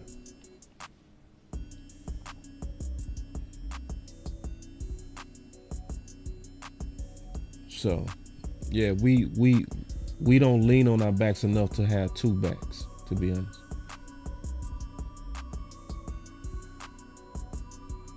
Cooper, and that to me, is it me, coach, or does that pass pro look better? Cooper Rush looked like he got some way better pockets today. Am I tripping? What? Well, most of his good completions are in the middle of the field. No, I'm saying his protection. I'm saying his pass pro. Yeah, it's a little bit better with the protection. I mean, they're gonna get. I mean, we're not being sacked 100 times a game. I think they take pass blocking a little bit more serious than they take running blocking. Mm-hmm. Yeah. Because that's what Cooper Rush pockets to me look better today. He don't look like he's under as much duress as or any quarterback has been looking.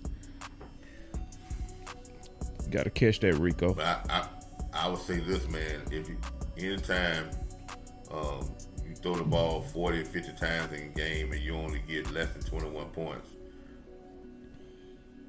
you just pass the ball. You just throw it. It didn't work well.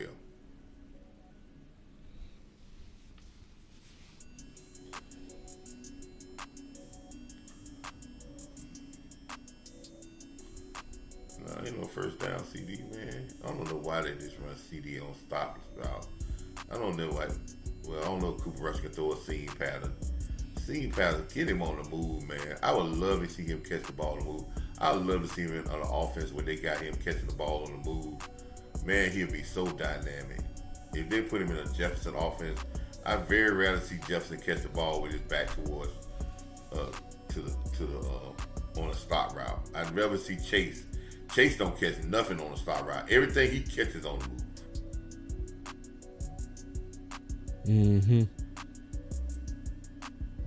You right. Yeah, if we intentionally design plays to make sure CeeDee Lamb is always moving when he catch the ball in space, ooh, you ain't lying. Yeah. Woo. CeeDee Lamb in space. We stop his feet. Yeah. We run passes where he stop his feet and he catch the ball. You know who I have running passes like that? Who? The other Weewu guys. The Weewu guys. My top guys always catch the ball to run because I don't want to kill my their great advantage is because they stars.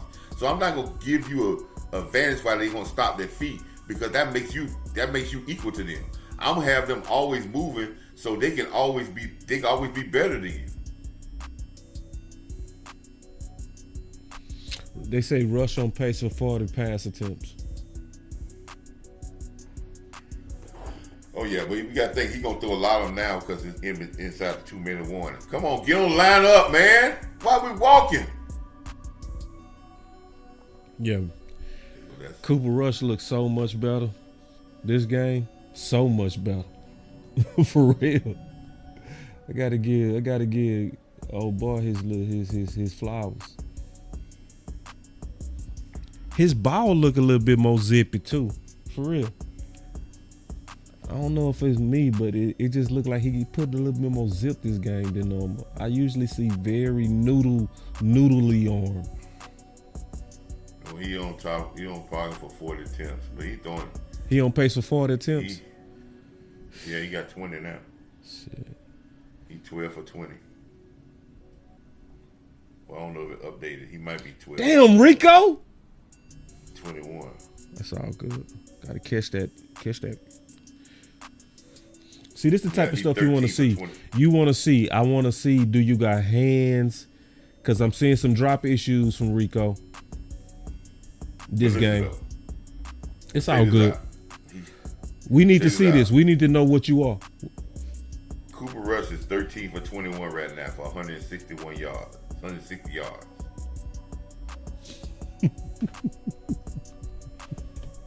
Now, 160 yards is pretty good.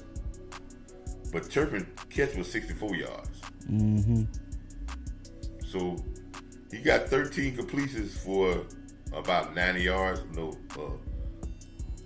90 yards. So he's still throwing 2-yard passes, man. 3-yard, 4-yard passes. And Rico only got 8 carries, boss. And see, people will say, "Where's Zeke? Where Deuce? Where Cook?" So he said if McCarthy said he's worth 20 to 25 carries, he's not even gonna get 20 carries this game. Right. See, that's what pissed me off right there. That oh, he can get 25. He can get 25. Shut your.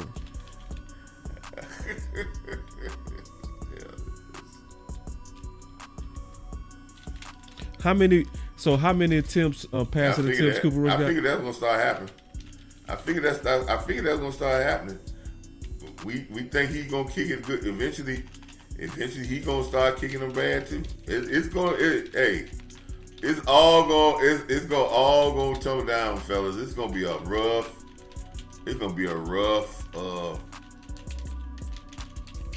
8-9 games, man.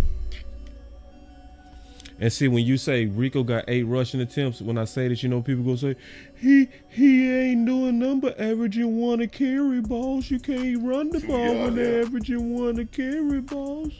See, that's right. See, and that didn't get when I said about Saquon Barkley going into the fourth quarter. He had 16 carries, about 60 yards. He wouldn't get, but hey, they kept it, and that way they kept people off of Jalen Hurts. And allowed Jalen Hurts to do what he do. And he missed after a while, it. He got that big. Yeah, he missed it. Well, I was tweeting. He missed the kick. Yeah, because here it is again. We as fans this time, man, we think that's automatic. That he's going. Ain't no doubt he's gonna hit it.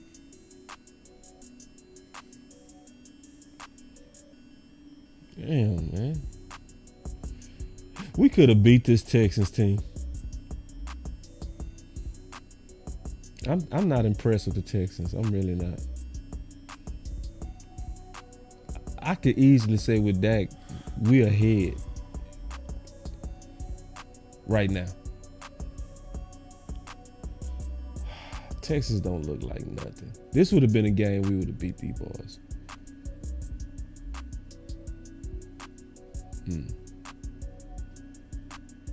Well, Coach, I got you at halftime, so. Oh yeah, I'm good. Yeah, I'm gonna give you some stats right quick before you call us come here, man. Okay.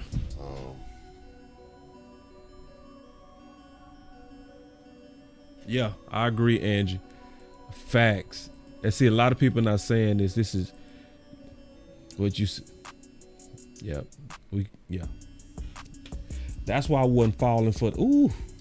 That's why I wasn't falling for the. Oh, we just sorry. We just saying.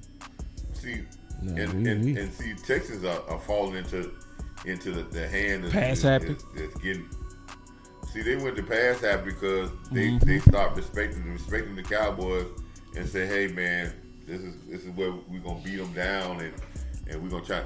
You hit them, but sometimes it's almost like a boxer. You get a knockdown early in a fight, and then you go away from the game plan and working the body and then working your head. You just start taking head shots, and what happens is you get out of rhythm and you let the other fighter get back in the game, get back in the fight, and that's what's happening here, man. And this is a young team, but that's how those things happen. I'm gonna ask you a question, now, Coach. What's that? Will we do what we normally do, where we have a very good defense in the first half and crumble in the fourth quarter? What's gonna happen this game? Well, we're gonna see. If our adjustments, one thing about it is not only conditioning. Coming out the second half, we talked about this last year. Coming out the second half is all about what did we adjust at halftime? What did we talk about at halftime? What motivation did we get? What did we find at halftime that we got our players to say they need to do better coming out the second half? What emphasis we put on the last 4 minutes of the first 4 minutes of this first half? Because usually in every game that we talk about we don't do well, the first possession that we let the team come down and score, or when we have the ball the first possession we go 3 and out. Let's see if we can get something going. I think we get the ball first after the half, or did we get the ball? They had the ball. Okay, so we get the ball first after the half. gotta do something with the ball. Now, if I was Mike McCarthy, I would be very careful here that I don't let Cooper Rush do anything to turn the ball over, because we can lose the game here if he turn the ball over.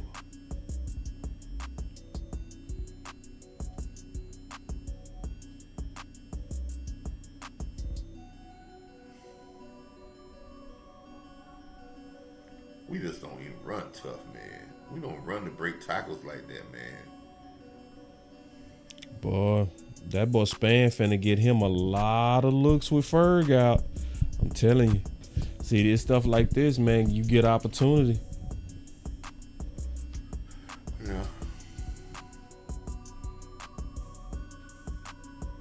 And that's all you need sometimes. This is the first game really getting a couple of catches. It usually what happens with them tight ends is once they get going, they don't turn off.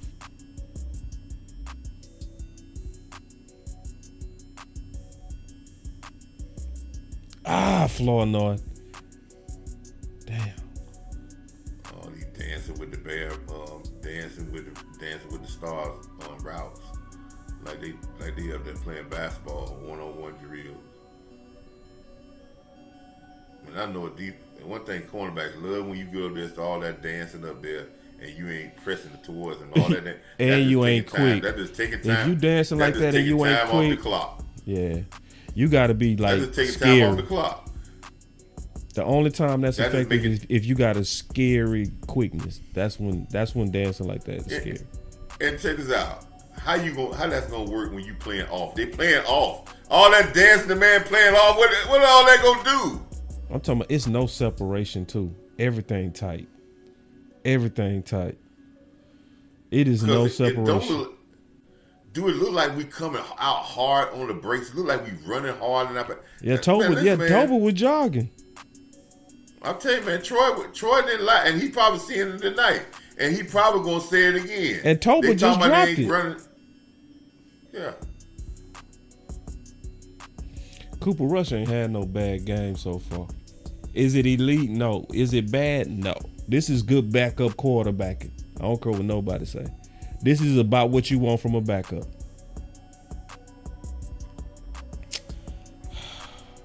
He just threw the ball 30 times in the first half. 30? How many passing attempts? 25. Shit. And he about to throw it again.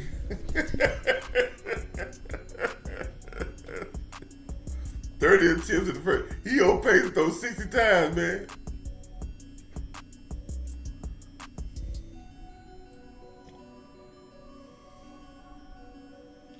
There is not another coach with got any type of skins on the wall would go in the game and say, Cooper Rush, I'm going to allow him to throw the ball 60 times in the game. Right. Oh, my God. No way. No way. We have to be getting blown out by 30 points. It have to be 30 to nothing from the start of the game. A game this close. A game this close. There's no way in the world that he would throw the ball 50 or 60 times in a game.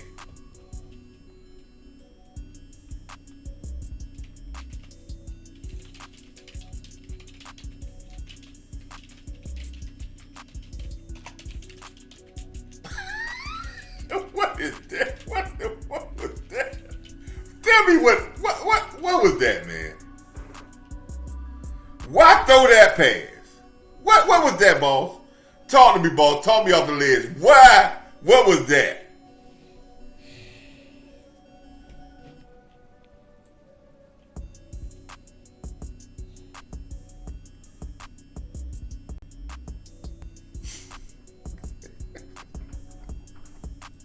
The only thing I can say is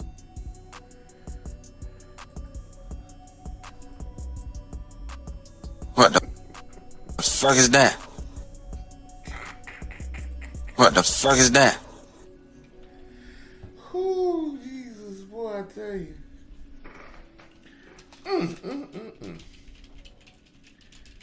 So, Cooper Rush,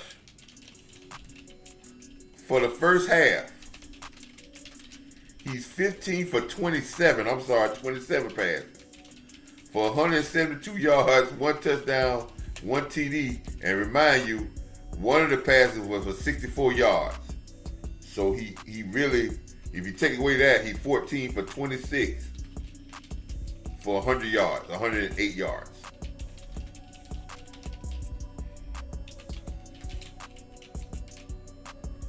Oh, and Brian Angler got 1 pass for 4 yards, the punter.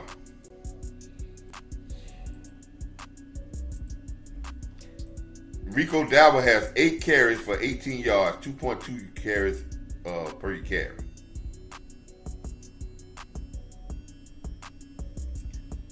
Lamb got 4 carries for 32 yards. Also, every catch Lamb getting is, little small catches.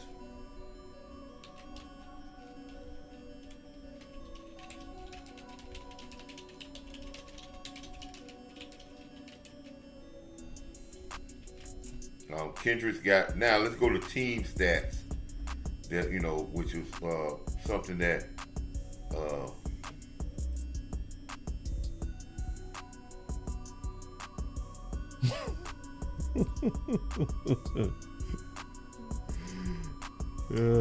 team stats, we got 209 yards balls today, 232 yards. They got 52 yards passing, we got 176. They got 80 yards rushing, we got 33 yards rushing. And they let off the gas. They let off the gas on their run attack. They got off of that. They was doing that earlier. And we got them on third downs. They only 2 for 7 on third downs. We 3 for 8 on third downs. We don't win for it on fourth down 2 times. We 0-2. Penalties. We got 5 penalties for 40 yards.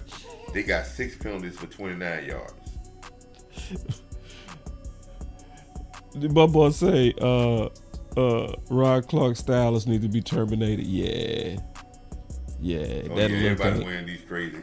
There's a lot of people wearing them crazy. These half one jackets, all kind of crazy stuff. Double breasts. That's not it. It's not. You can't.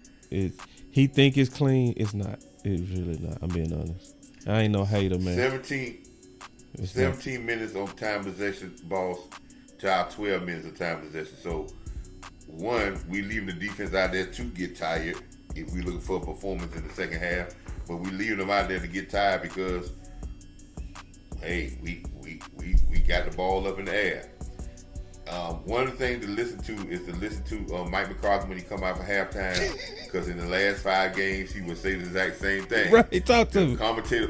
The commentator would ask him about getting some run attempts because everybody knows that they need to run the ball. Because everybody would say that because everybody know you got a backup quarterback, and they would assume with a backup quarterback you would not let him throw the ball 60 times. Right. But he's gonna say, yeah, we're gonna need to get some attempts with Rico. He's not going to say that we need to win the game with a running game. He's going to say get attempts. So Rico may get some attempts in the second half. He may not get no attempts in the second half. This is not what he wants to do. Mike McCarthy is having fun by calling plays, pass plays. Yep. He's not trying to win the game. He's just trying to have fun because that's something he can do that he feel like he just calls some plays. So. If you betting with BetUS, I will bet that we go extremely pass happy in the second half. We not go say, you know what, we off balance. We need to run the ball more. We not gonna do that. No. Hold on, what's going on with these aging cheerleaders? What's this? What was that? They're doing a tribute or something. So a tribute to what? Dallas Cowboys. They brought some old Cowboy cheerleaders out there. A lot of things are going bad in the NFL with the Cowboys. Cowboys, I don't know if you talked about this, boss, earlier today. I thought it was very ironic when I said the football guards are really calling in their things, right? Mm-hmm. I thought it was very ironic that we talked about the curtains and about opening not putting the shade for the curtains and all that stuff. And Jared talking about he wanted the effect of having an outdoor stadium, right? Mm-hmm. Well, then he tries to make it an outdoor stadium today, and they try to open up the stadium, and a panel falls out the sky and hits the ground. And they had to close the stadium up because they thought it was dangerous when the panel started to fall. I thought that was very ironic, and I say again, the football god said if you don't treat this game the right way, it can be a very cruel game, and it will be very harsh. I think it's another ironic thing is we getting a lot of guys is getting a lot of injuries.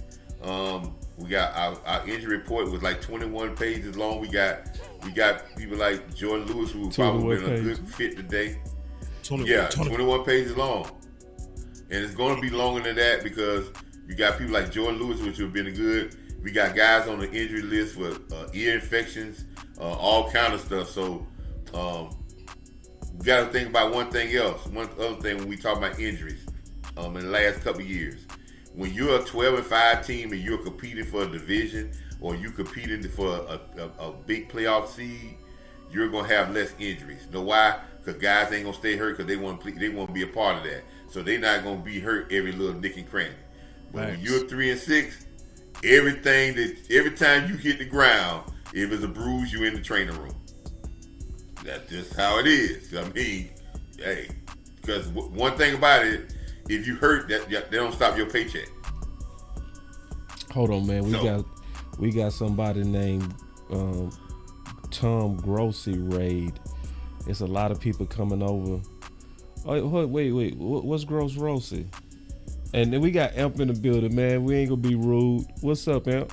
What's going on, man? Your family good? Everything good? I'm trying to see what's up. Who is Gross Raid? I work 13 hours a day. Uh-huh. My wife is sick. My son is sick. I got rolled up today. Damn. And I still made it here with y'all tonight. How about them Cowboys? Man, hey, my boy. You got rolled up today, dog? Yeah, I caught that string, man. I told you. I knew it was coming. But nonetheless, hey, I've been listening in. Wait. We got to go back to this write-up, bro. I know you tried to. Did they hit you with the foul, or did they hit you with the? It was in between, and the reason it was in between is because it was a little more than what they could have done, but at the same time, they did it enough to where it would hurt, so I would say something. Okay, I figured out who Tom Gracie is. Okay, I see why it's lit up in here. So Tom Gracie, listen, y'all. This is Tom Gracie, y'all. I got Tom Gracie in the house. He sent a lot of people over here. Hold on real quick. Y'all give me one Appreciate the love. Yeah, man. I appreciate y'all coming over. If y'all coming over, man, y'all might as well also subscribe. Y'all have walked into one of the dopest channels ever. This is Tom Gracie, man. So we go also. So it's a lot of people. He got 5,642 people watching right now. What kind of channel is this? Lord have mercy. This dude got 5,743,000 subscribers. So we must have some kind of way came up on this radar.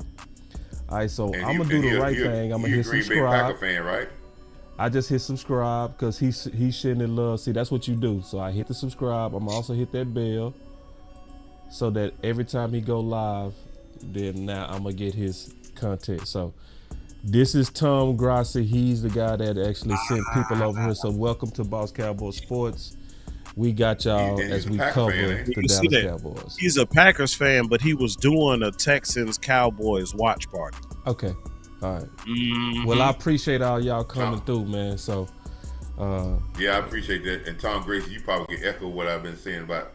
If he a Packer fan, he know what we going through. He done seen it before. I would want to talk to him. Like, y'all let him know when y'all go back over there to his stream. Let him know Boss, Amp, and Coach want to talk. Well, we can talk some history too, because obviously Mike McCarthy on his way out. So maybe we don't need to talk. Maybe he feels a little sorry for us. Maybe he feels bad. Maybe maybe he wants to send a super chat. Because with only $3 a day, folks, you too can help a Cowboys YouTuber. Okay. All right, so I subscribe to him. All right, so usually when stuff like that happen, we gonna probably do something in the future. Do some work with him, especially if we play the Packers, because I see he loaded with Packers stuff. So swap a little film with him. Yeah, just talk a little ball with him, because the content creators always, they know their team's way deeper and more passionate. The voice is getting louder for sure. Yeah, like it's just the facts. It's just what it is. And then my boy Sound say he subscribed. Appreciate you subscribing to the channel, man. It's gonna be a very good place for anybody that want to stay kind of in the know of what's going on with the Dallas Cowboys, and just because we more so reality TV. It's not even just a football team. It's reality TV. Willie T. I got a question. What I did? What's wrong with my hat, dog? I can tell you something else, boss. You know what I think when you talk about other content creators and other teams. I think it's very important that our Dallas Cowboy fans watch other football and watch other football teams and watch other organizations, because then you get a sense about, dog. You'll start to see that, like, man, why we don't do certain things, man. Why they don't just kill their players? I mean, they do it too, but we will learn a lot. I think sometimes we the boys and we get so engrossed in our own team and we don't look at football, so we start falling for the okie doke that ESPN shoots to us, and we're watching other teams. We'll realize that some of the stuff they're telling us, that the 3-letter network, the 4-letter network is telling us, is really stupid, because ain't nobody else doing those same things. Yeah. But you gotta be able to watch other teams and say, man, why we're not doing it, so we can ask questions and say, man, why we don't do so and so thing? Why we not balanced? Why our players are not, we hurt? Why other teams got players that they're hurt and they're winning games? Right. I can't understand about when we talk about rookies, because 2 years ago, the first Super Bowl that Kansas City won, their whole secondary had 2 rookies in the secondary, right? One undrafted guy and one a guy that was a drafted guy, and they won a Super Bowl with that, right? Because they don't run away from coaching. Right, exactly. We do run away from coaching, Coach. You right. We do. We run away from coaching over here. You right. You are dead right on that. We definitely run away from coaching over here. It's a culture of, oh, it's over. It's over. Dak is hurt. It's over. Yeah. Now, mathematically it's bad. We not stupid either. I'm sorry. Let me see. Mike McCarthy. Listen.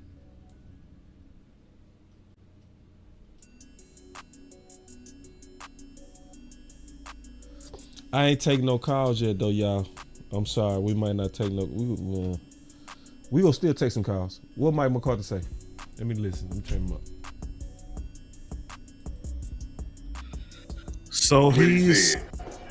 So you know. He said we got to establish the run. He did say we got to establish the run. He also said, we got to get some turnovers. He said establish the run, and yeah, he gonna throw Zim under the bus. Every chance. Every chance. Oh, we gotta get some turnovers now. We need y'all to score, buddy. Yeah, that part. Hold up your end of the bargain. God damn, still. Yeah, it's tough on Rico today. This front a little bit tougher, man. Let's be honest. This front is tough. And then especially if you ain't even establishing it to get no kind of. See, the beautiful part about the run is you don't necessarily need a dominant run game, but you need to run to dominate the game. You got to. He talks about it. We know the benefits of it. It's the third quarter. That's what I'm looking for. I want to see it.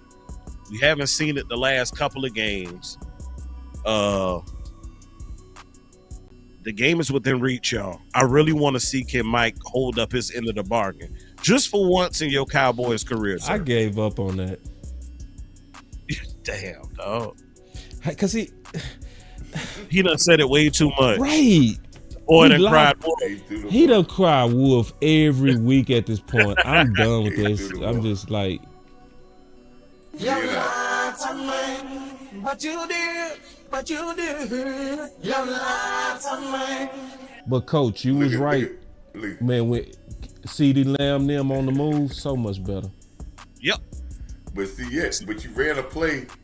Nobody blocked. Not at the sticks. Stanford missed 5 or 6 blocks, and then he didn't get away. But you threw the ball 5 yards underside the sticks. Right. Yeah. I mean, man, this is what you came up with. This is what you went in the locker room and thought of. Those 3 plays. That's what you thought. Yeah. About. It didn't. They weren't put together well. They weren't selected well.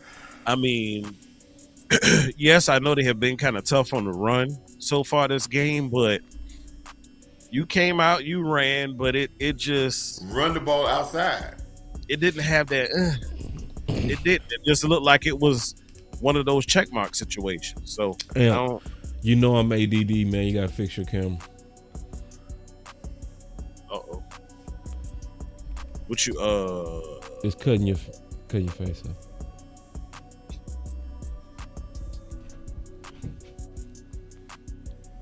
There we go. Let me see. Testing. I quit. We would just leave off that lower third. I quit. I ain't doing it. It's all good.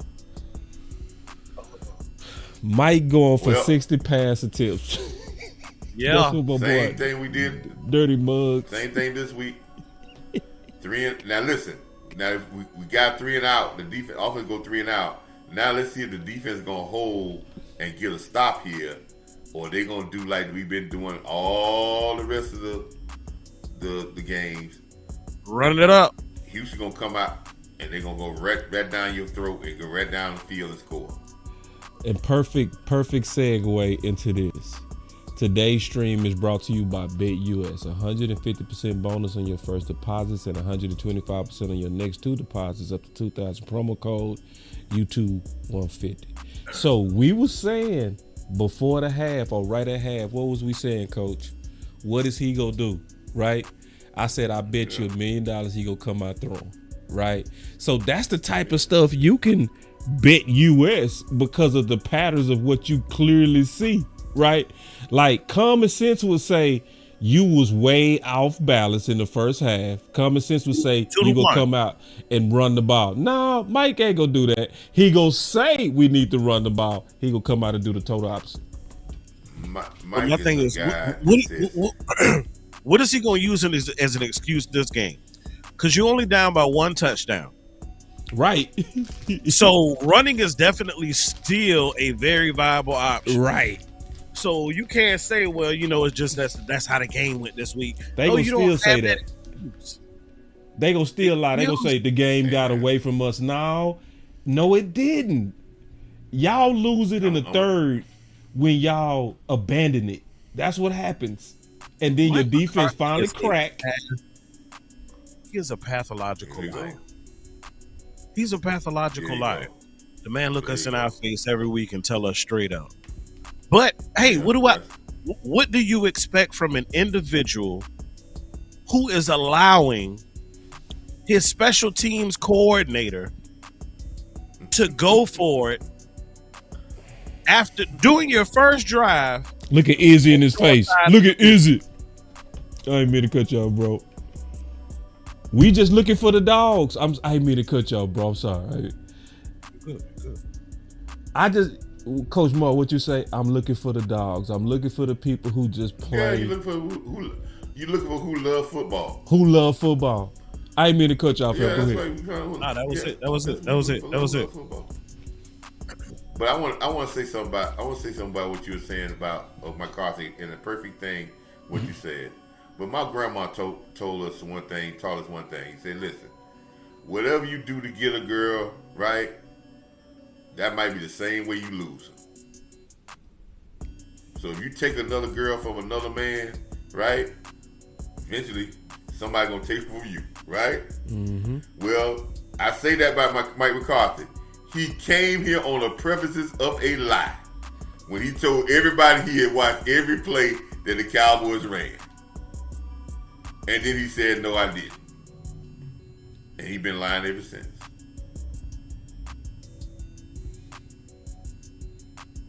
That Michael Parsons so fast, bro. He ain't lying. God, that boy fast.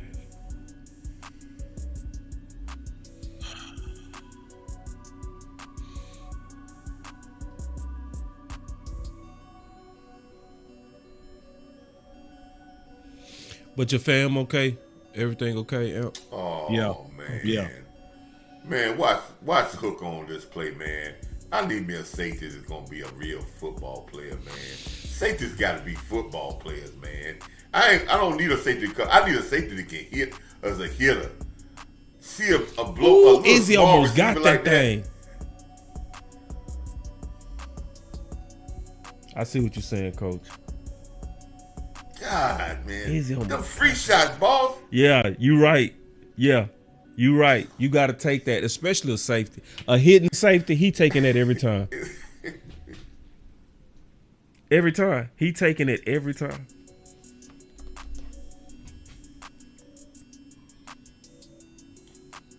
I know the problem. Now what? Malik Hooker is in the wrong league.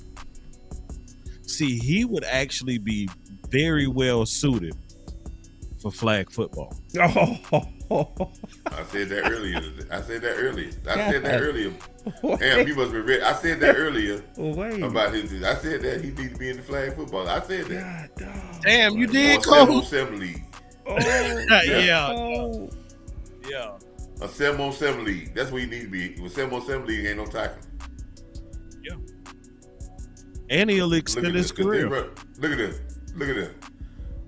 They gonna walk Middle right of the down the field. field and score.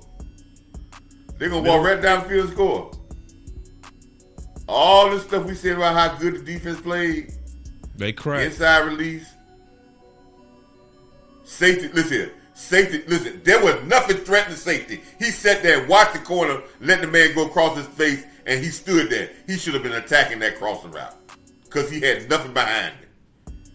But see, here it is, and this is what I do know about. I'm the coach. So I'm gonna let y'all know you right left now. your corner out there to dry. No, that You was supposed to clean it they up was for playing a cover 2, so that had nothing to do with Izzy. A lot of people go look at Izzy because he was in the vicinity, like he ran away from him. No, they was running the zone coverage on that. So that more And so who was supposed on to take that play? Overshawn. He didn't take the right drop. He's supposed to be hooked to flat. And when they ran that route, boss, there was nothing threatening the safety on that hash. He should have been all on top of it. Yeah, he should have. Yeah, There he was should have. nothing threatening him. Right. Yeah, he had. Yeah. What he standing back there for? He got peripheral vision. He got the other half. The other receiver had went out on the out route. There was nothing. There was two stacked. There was nothing threatening him. So he don't need to be standing there. Look at this, man. See, man, these guys running over No, there, it man. wasn't You on go out Izzy. there, It wasn't on Izzy. you gonna get your It was head cover hurt. 2. You gonna get your yeah. So cover with 2. the cover 2, the cornerback is responsible for the flats. So And he if ride that him receiver inside, turn it's up the same. inside, if the receiver turn up inside, you let that go, and that's what happened. And you release that to the linebacker and the safety. And if you got safeties that are not aggressive safeties, this is what you get. You get a guy catch the ball in front of him and keep on running. And they still attacking Diggs, coach. To your point, they was going right at Diggs on that play right there. The one they got the penalty on. They're attacking Diggs, going at tackling. They are. All this damn soft coverage is killing me.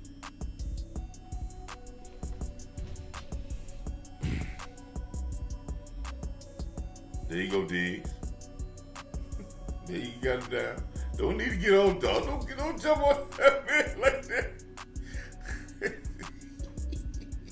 Izzy don't know the Laughing call. at you, Diggs. They They laughing at you, dude. The boys laughing at you. They laughing. Come on.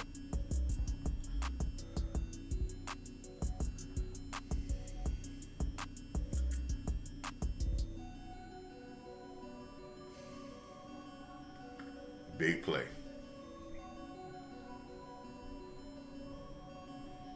Big play. And they're attacking Hooker too. He still ain't hit the guy. If that boy would have caught that ball, he would have scored a touchdown. If he threw that ball on point, he would score a touchdown because Hooker wasn't going to tackle him.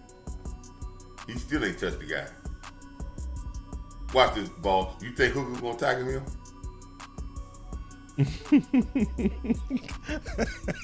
Tell the truth, ball. He was in position to. He still ain't touching.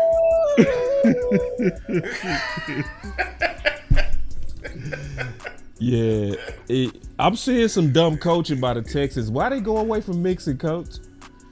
Mixon was killing us in the first quarter. They just stopped. They just like Mike McCarthy over there. He probably said, man, they're not gonna tackle me, man. Just let me run the ball. I get to the outside, they're not gonna tackle me. 28 ain't gonna tackle me. 7 ain't gonna tackle me. 31, he a young guy. 6, he may tackle you every once in a while. Ain't nobody else out there. Bill ain't out there no more. Izzy may tackle me, but the rest of these guys, they ain't gonna tackle me. Just let me get the ball. We gonna, just keep running. We get 5-6 yards apart.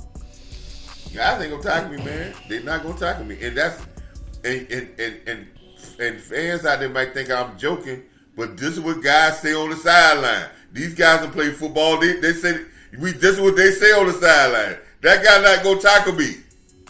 You ain't lying. He don't want none of this.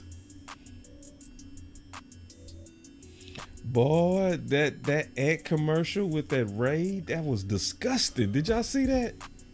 Yeah. Oh yeah, that had me, Make your skin crawl, don't it? Yeah,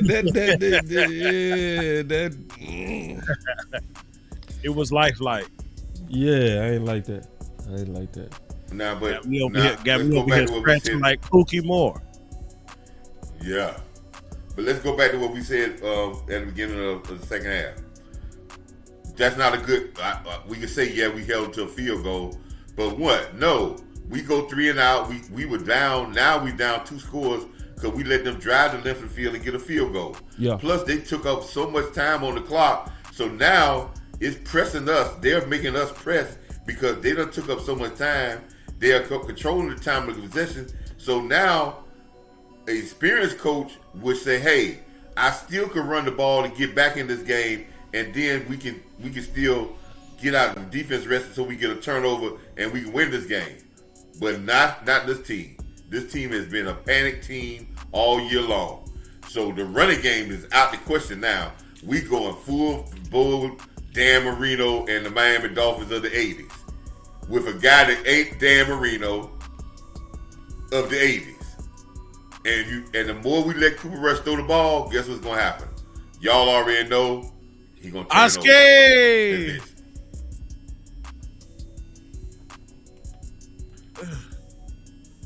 He got 30 passing attempts already, Amp. He got 30 passing attempts, and we just one possession into the second half. Yeah. We right on pace for about 55. Mm-hmm. Yep. And don't let them score again. Oh God, shit. 55, and we ain't got how many points? 10 points. 10. So that's why I tell people, they be like, man, we gotta throw the ball, but if we throwing all these passes, you got for 10 points. Is it really working? You like I said a couple of games ago, it's at the point where you might as well just go with the option that's the lesser risk. I mean, it's been several times this year where the run game at certain points in the game is outproducing the passing game in yards per play. So if you're gonna get just as many yards running the ball, and you less likely to turn it over, then that's your option. Here comes CeeDee Lamb. Mingo can't run that play, man.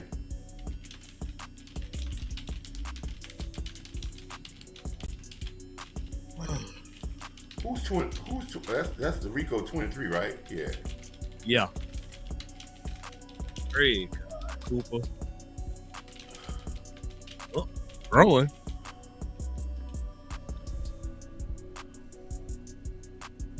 How much y'all want to bet we might see 3 straight passes? I think I now believe I'm putting this out too. I believe Mike McCarthy wanted up out of here, man. I think he sabotaged us. I believe that. Do it expeditious. Cause see, ain't no way you that stupid. I just refuse to believe. I refuse to believe that you was within one score and you still came out past happy. I just refuse to believe it.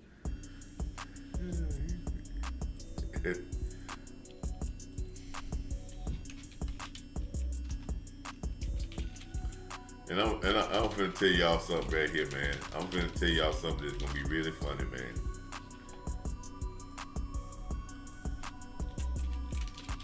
Every down that we see every down that we see Cooper Rush play and Trey Lance not play, it tells you that San Francisco wasn't fools. They weren't no fools. They know what they looking at. Hey man, the guy they followed the banana boat and say, "Oh, we gave up on a guy that could be a star." Yep. They cut their losses, man. They cut their losses, man. Hey. The one thing we know about the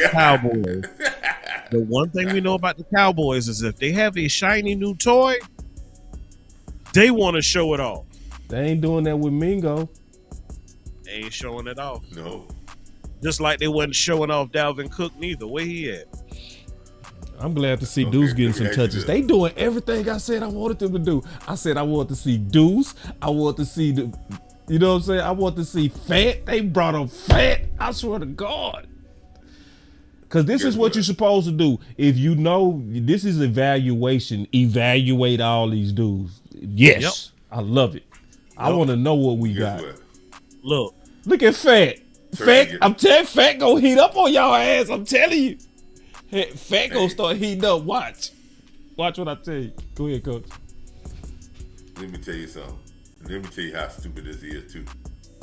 Turpin catch one pass for 64 yards and he ain't got a target since. Yeah. Oh, Coach, I think it's sabotage. I swear. Cause see, Mike McCarthy, he go away from everything that worked. Everything.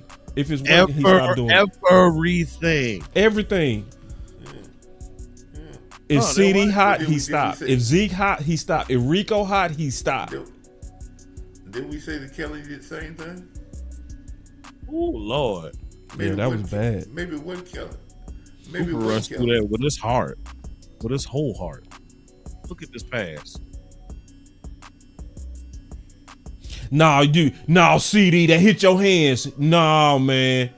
You can't be making no faces, bro. No, it hit your hands. Yes, it was a bad throw, but it hit your hands. Hell nah. So they got Fan in the backfield. Let me see what y'all do. Let me see if y'all make him a lead blocker. Let me see if y'all do something. They chucking that thing with Cooper. Nah, that was a pretty good throw, bro. Duck. That was a pretty good throw. Cooper Rush. He threw that with his whole heart, though.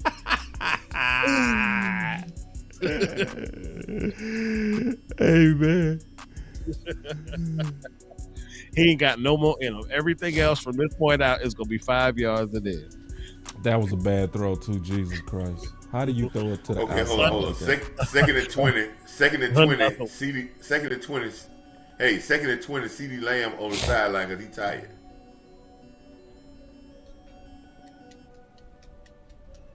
He should be tired of dropping the ball. He just dropped one. I mean, hey,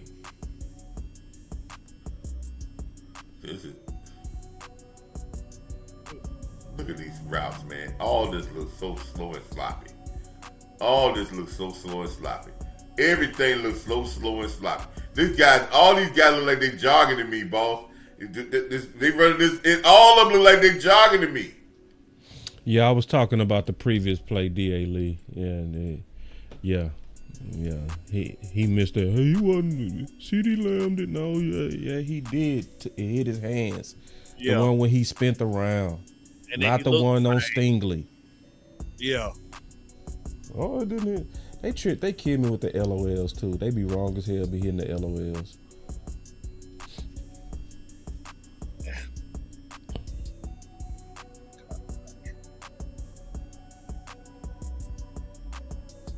I'll be right back. Sting leveled up big lockdown. Yeah. Sting leveled up balling. I hated Stingley coming out too, bro.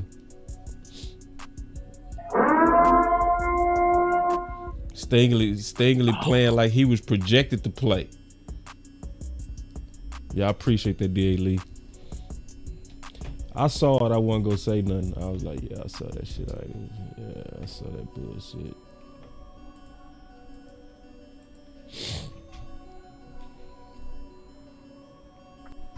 Coach, Aubrey is gonna hit everything. He just hit everything that's over 50. Oh, yeah. That's how great the leg was. It just got to be over 50. First down. Oh! We got first down. Oh, we did. We gonna mess around and win this Sometimes you game, need a bro. little luck. We gonna mess around and win this game. what's Now weird, I bro? told. Bruh. So if you remember a while back when I first started,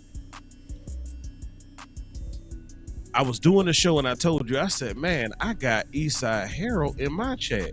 He was like, damn, dog, you just started. Eastside already done made it to your chat and subscribed to your channel. I said, bro, I got like 25 subscribers. Eastside Harold was one of them. And miraculously, the week that we play Houston, Eastside Harold is nowhere to be found. Ain't that some? Oh, yeah, he head slapped my man. You know, he be in everybody chat. That's an I've been old looking school head for it. slap. Somebody check on Eastside Harold. All right. Still won't run the damn football.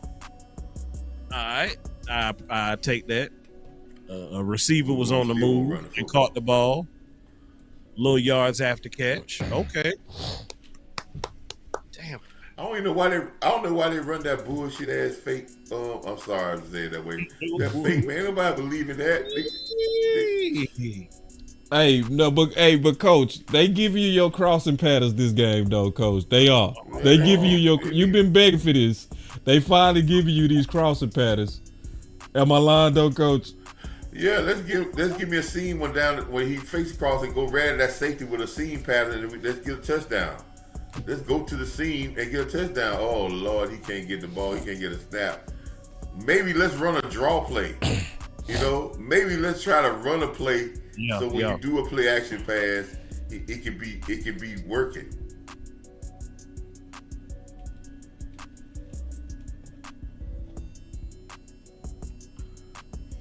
Nothing is progressive, coach.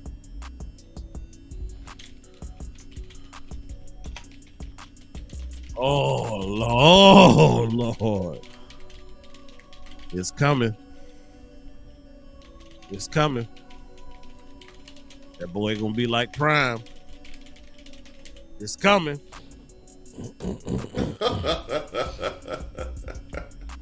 Don't be late at this. It's coming.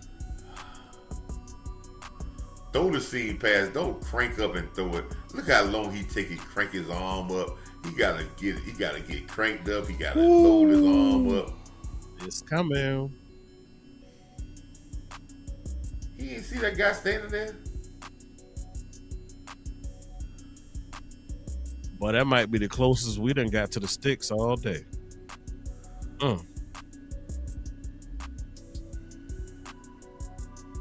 Boy, he broke on that thing. Ooh. You got it. Whew.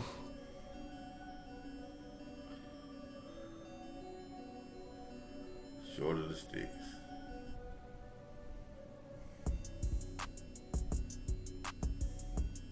Oh, Why that boy Cooper Rush, man? Good boy say Cooper Rush. Say, listen. I gotta say, Cooper Rush, you have once again solidified your backup job. I don't care what nobody say.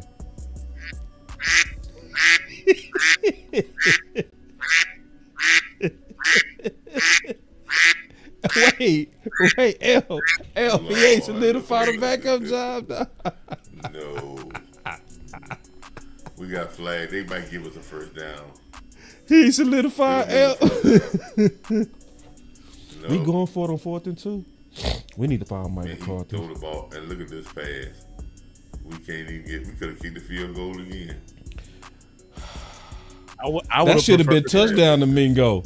That should have been Mingo debut right there. A touchdown.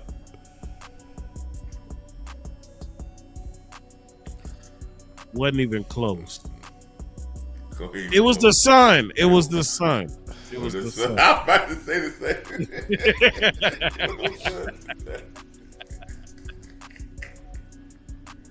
It was the wind, you know.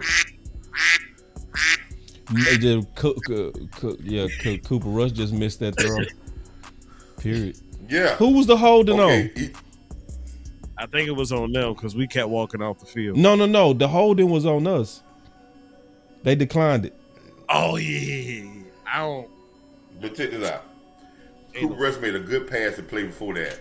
But the play right before that, it supposed to be a pick 6. Yep. Because he threw the ball right and the man had just dropped. Sure did. So this guy got 39 passes and we ain't got in the 4th quarter yet. 39 passes. And Rico still ain't got 10 carries. He got 9 carries.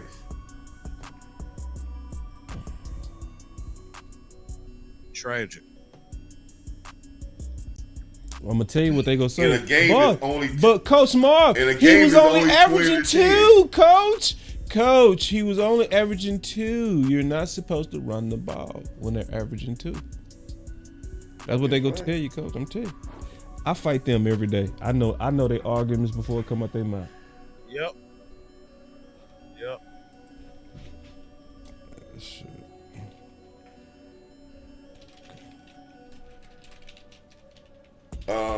Nixon, listen to this.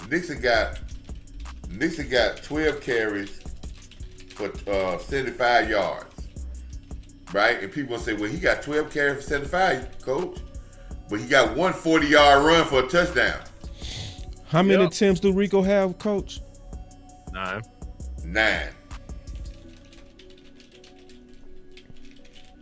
Now you want to bring Zeke in the game. For what?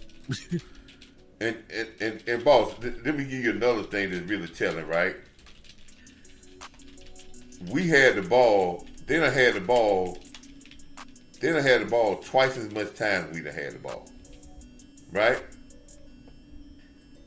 Their time possession is 23 minutes. Well, they got 24 minutes of time possession almost.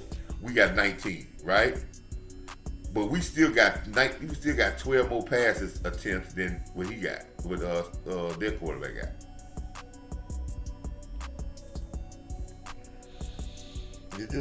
That's they need to fire him. But I wouldn't be mad if they if post game they made an announcement Mike McCarthy's just been fired. I'd be like, good, yes, thank you.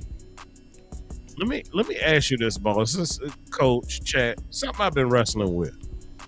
So and I hear you, boss. You saying, Mike ain't doing the right thing, he ain't been doing the right thing, go ahead and cut him, right?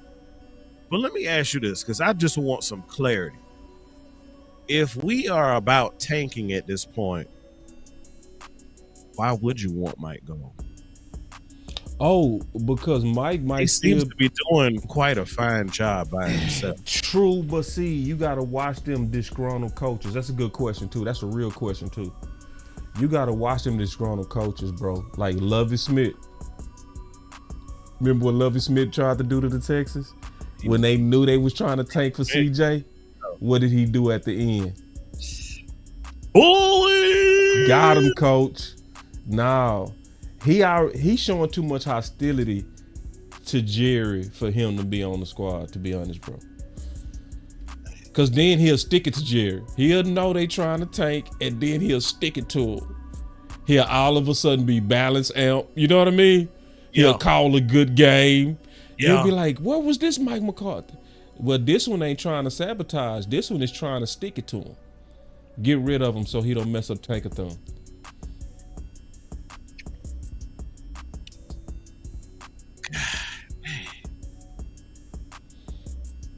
Because you know Mike McCarthy put his house up in the market, right? Ah, man, we barely missed that. Oh, the writing on the wall. Okay, Wanye Thomas out there. Wanye out there.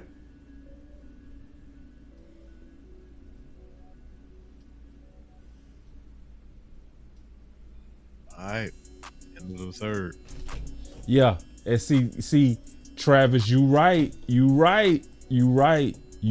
on this. Cause it's another team that's tanking, y'all. It's a battle to the bottom, bro. Listen to me, it's a battle. It's a real battle to the bottom. New York. It's a battle. We got to get ahead of that. Cause if we lose next week,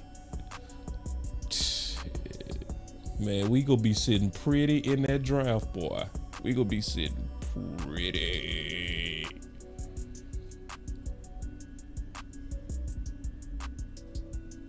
Yep. And we already beat them the first time. But hey, we already in the top 10, y'all. So hey, we ain't even we still Gucci. But I want to be in the top 5 though. I ain't gonna lie, Amp. I ain't gonna lie. You want it like that, bro? Yeah, I want to raid teams. I want to raid a dumb team that's trying to move up for Shador. That's all I want for Christmas. I just want a team that wants Shador Sanders that's willing to give up their future for it. And I want Dallas to get them. I want Dallas to be like, yeah, we got our quarterback, sure. Give us 3 firsts. And give all of those to Will McClay and say, do whatever you want.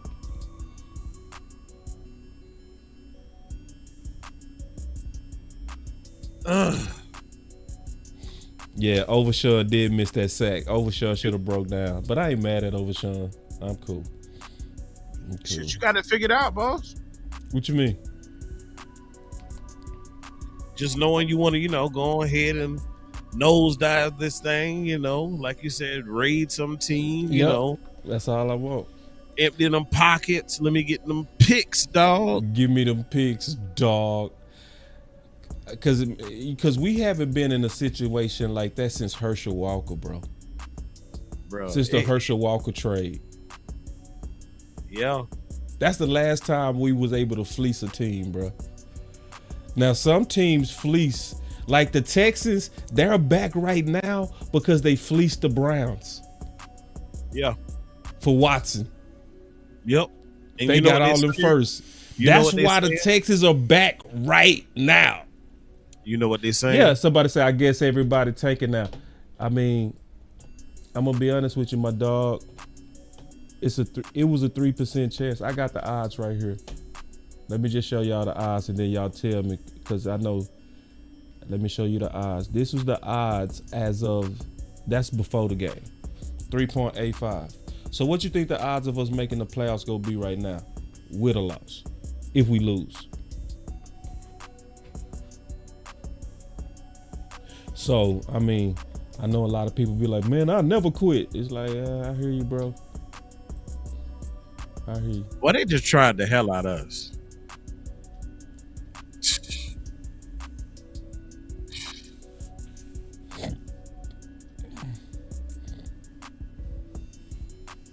Now they going back to Mixon. They never should have abandoned Mixon. The Texas not a good team. We would have beat these boys, man. I'm gonna say this. They going stupid. It's a difference between tanking and I agree with what you're saying, boss. I'm not disagreeing with you saying about that, but I don't even think we're tanking. I just think we're not good enough to even win these games. No, not with the play call. Not tank, we're gonna lose. Yeah. Lose. And it's gonna be it can get like the last time we were a very, very bad team. And I always say history has a tendency to repeat itself.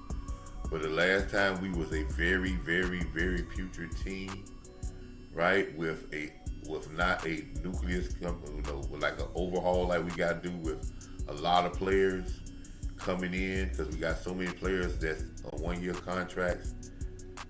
It's gonna take a special breed of guy and coaching staff to put this together and get it back to where it is.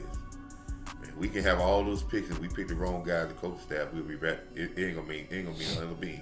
Because you look at all these teams, I look at the teams that's in that draft board.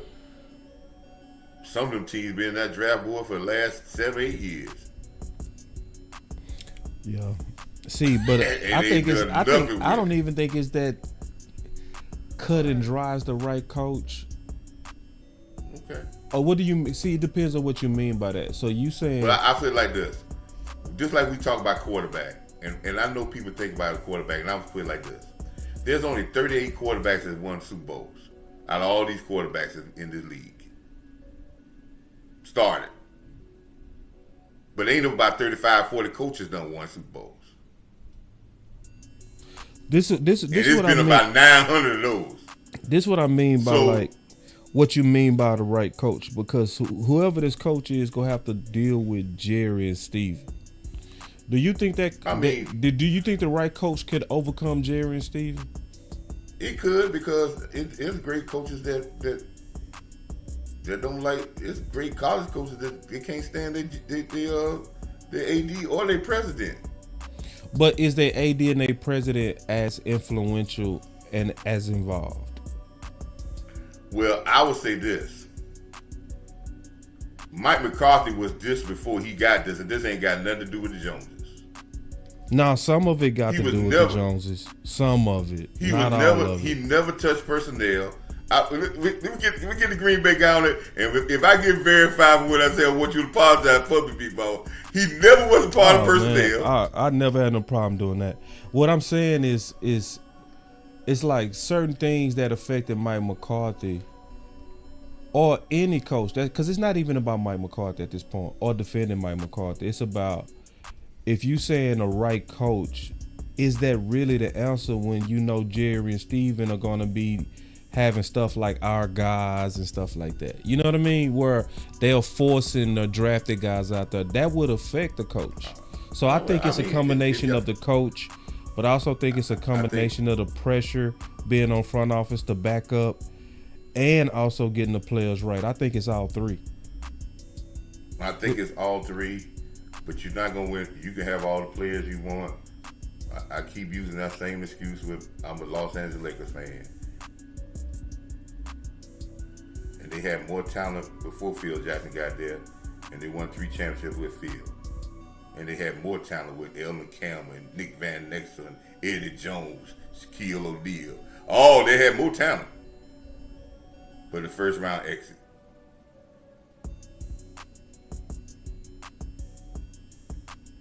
So, like I said, if we get some cream puff guy in here, we bring good players into a bad situation. Good players can't take bad coaching. Been saying that since day one. And if we trying to get, and we're gonna bring young players into this, and we trying to bring young players in here to make them real football players. We put them in a bad situation, they're not gonna be really good. My boy C made some money on the one of them parlays. He said, "Shout out to Big US, thanks for 100-yard CD." Well, touchdown, Texas.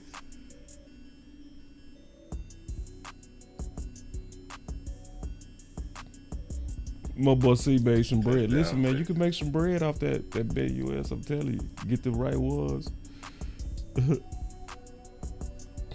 My boy said, "Well, we still got some hope. Get the picks." Yeah, coach, I think it's all of it. I think you got to get the coach right for sure. I do think you're right. That's first, right? I think you're right.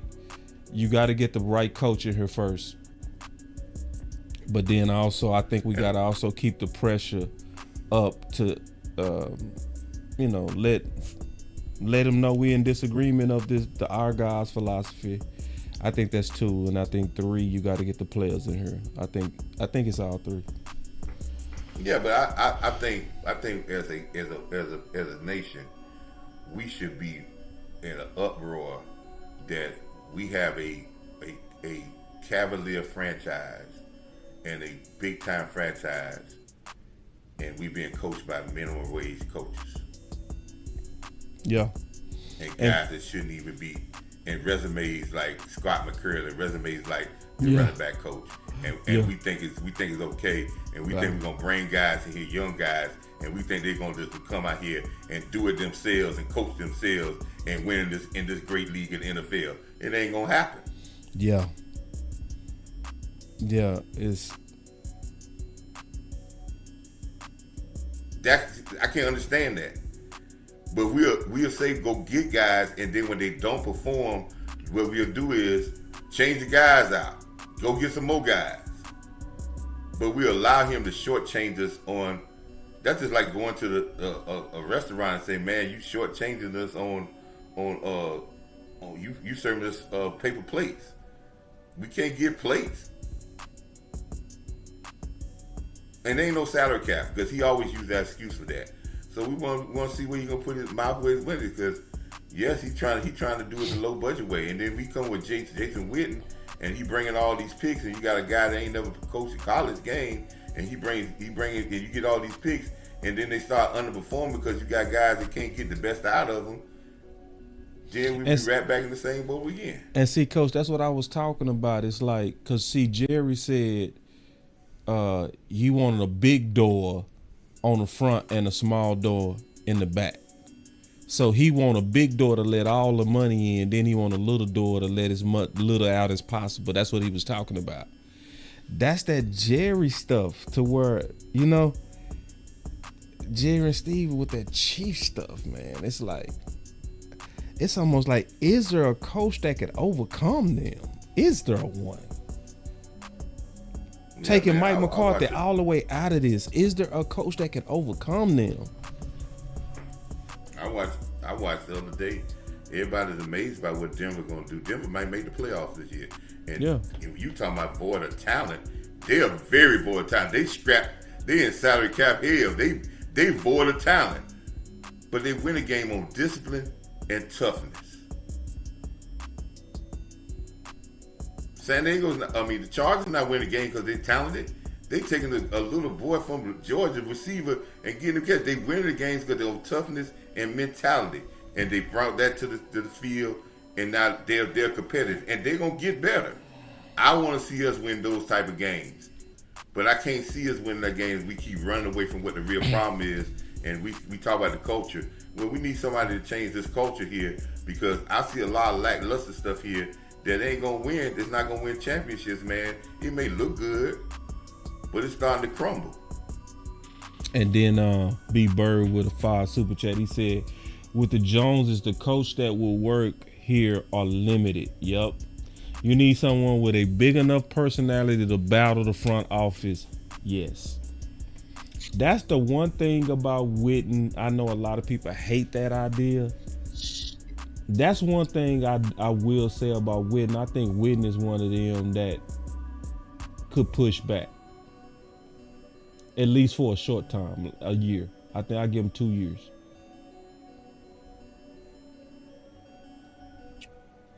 I think he got the personality. Now, Witten, the problem with Witten is that his staff.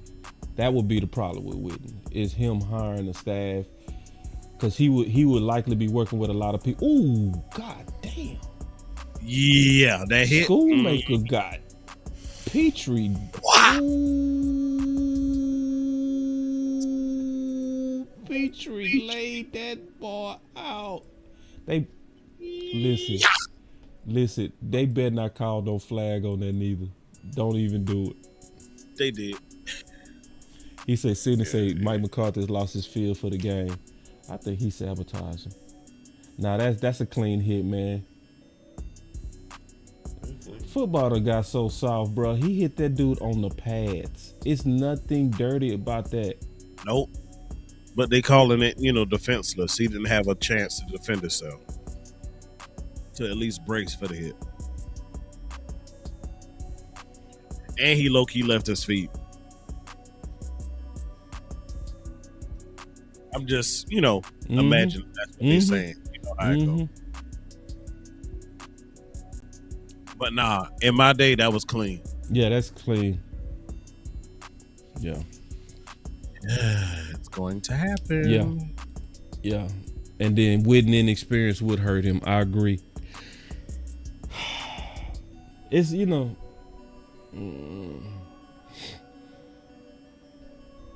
that's a clean hit, man. Petrie out of Baylor. I remember Petrie very well. So at the end of the third quarter, your Cowboys.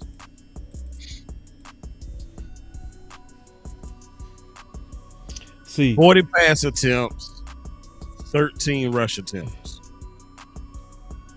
That's over 2-1. And we trending for 3-1. Coach Marv, this one is for you. This super chat, he said, can we stop blaming Mike McCarthy? He's a Super Bowl winning coach. He knows how to win 3 straight 12-5 seasons. Give him a break. Doug Peter's a Super Bowl coach too, and he should be fired in Jacksonville, shouldn't he? Isn't Doug Peter's a Super Bowl coach? Yeah, he is. He said he also won 12-5 3 times. And I want to tell you about 12-5, and I'm gonna send it to you, boss. I'm gonna pull up the Michael Parsons and CeeDee Lamb interview when they was on Michael Parsons' show right after the season last year, and when they talked about how they won some games that they felt like, man, they wasn't all that. Teams weren't playing well, and I'm gonna bring up that part. Where they said that in there. Those guys know some of them games that they didn't play well, and they won some big games. They won some games. They recognized that last year. These guys said this last year.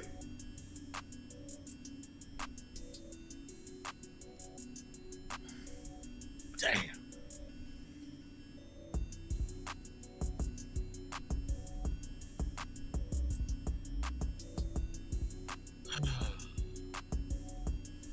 But we got some nice fans though, man.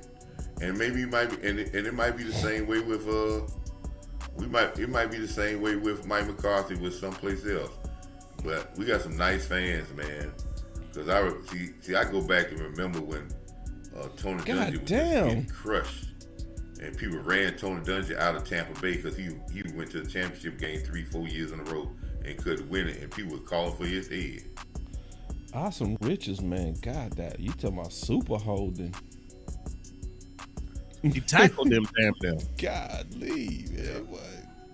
I think when they got hurt in the last possession, the Tyler Guyton. Yeah.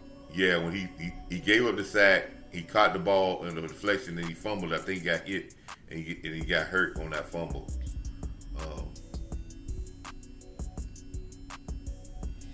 Guyton just done did a good job today. I think Guyton did a real good job today. I mean, he's gonna give up some plays. I don't think Cooper Rush got sacked no more. And if you could check, I don't think Cooper Rush got sacked no more than 2 times this game. And I think that's pretty good for throwing the ball 60 times.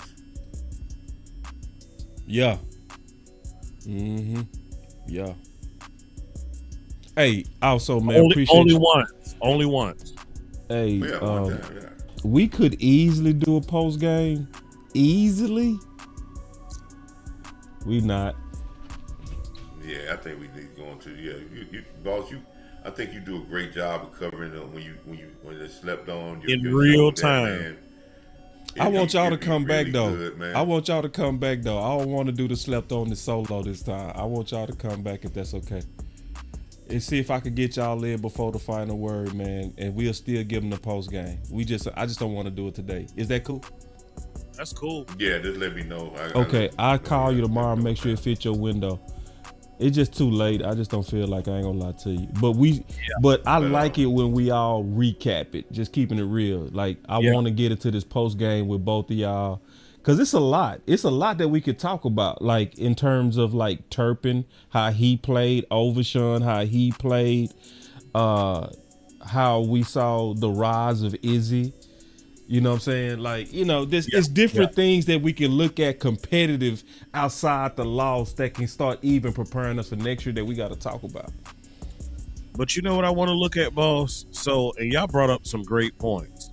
You were saying, hey, we need to get some picks so we can get guys in the building. Yeah. Coach is saying, hey, you got to make sure you hit on them picks. Yeah. But the other point, and that get the right coach, and he on big on it means nothing without the right coach. And I agree with all of that. But something else I want to add to it: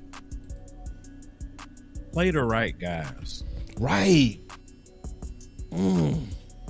Play the right guys, because you hear them say, "Oh, player acquisition is 365." Yeah, we get it. We done heard it 100 times. We know the line.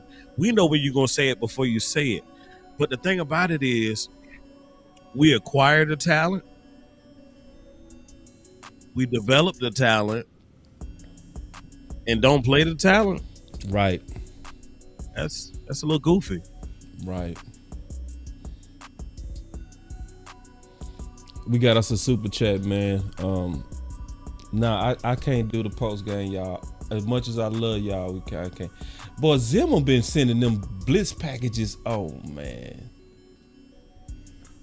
Let me ask y'all this, and maybe I might be wrong on this. But I got a question. Give me one second, real quick. Let me get the super chat, and then you got it, Coach. He say they may go winless at home, and that's disturbing. I don't like not being able to root for my boys. This team has me numb and indifferent. It's gonna get better tomorrow, though. Sometimes you need seasons like this. You need seasons like this to clean up, look at yourself, draft better, get the right coaches in here. All of that could happen after this season. Real talk. Go ahead, Coach.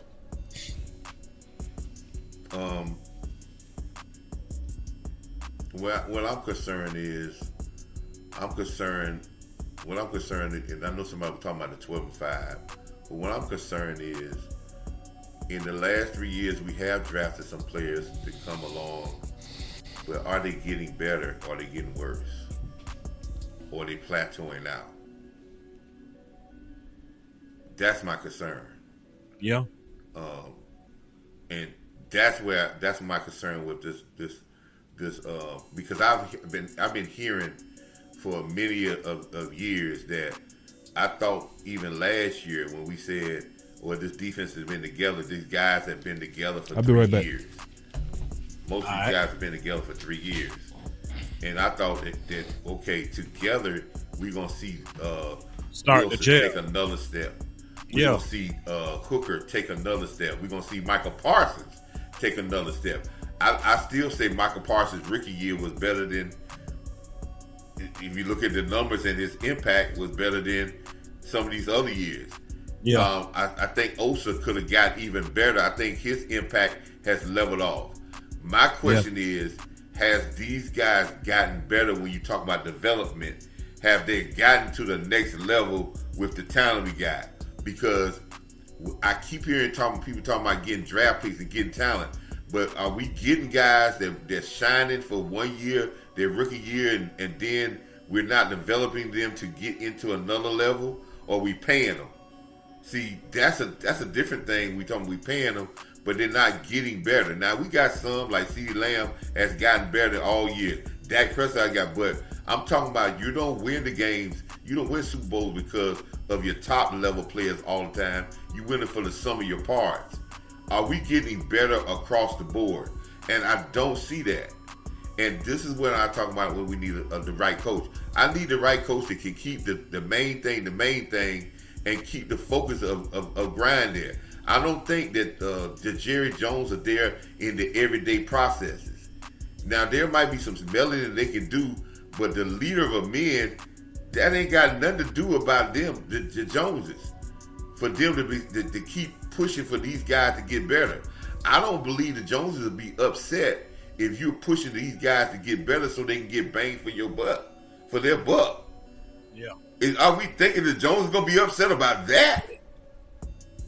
So that's what I'm saying. When we look at our players, because what I say to everybody when you talk about getting talent, if you don't develop what you got, you're gonna find it hard trying to chase talent every year, trying to get free agents every year and get guys every year and spend money every year chasing stuff like that. That's gonna be hard to do, and it's gonna turn out to have no continuity. So I just don't think we gotten better, and our guys are supposed to get better. So how can we do that? That's what I want to know. How can we get these guys that we're going to bring back on this team to get better?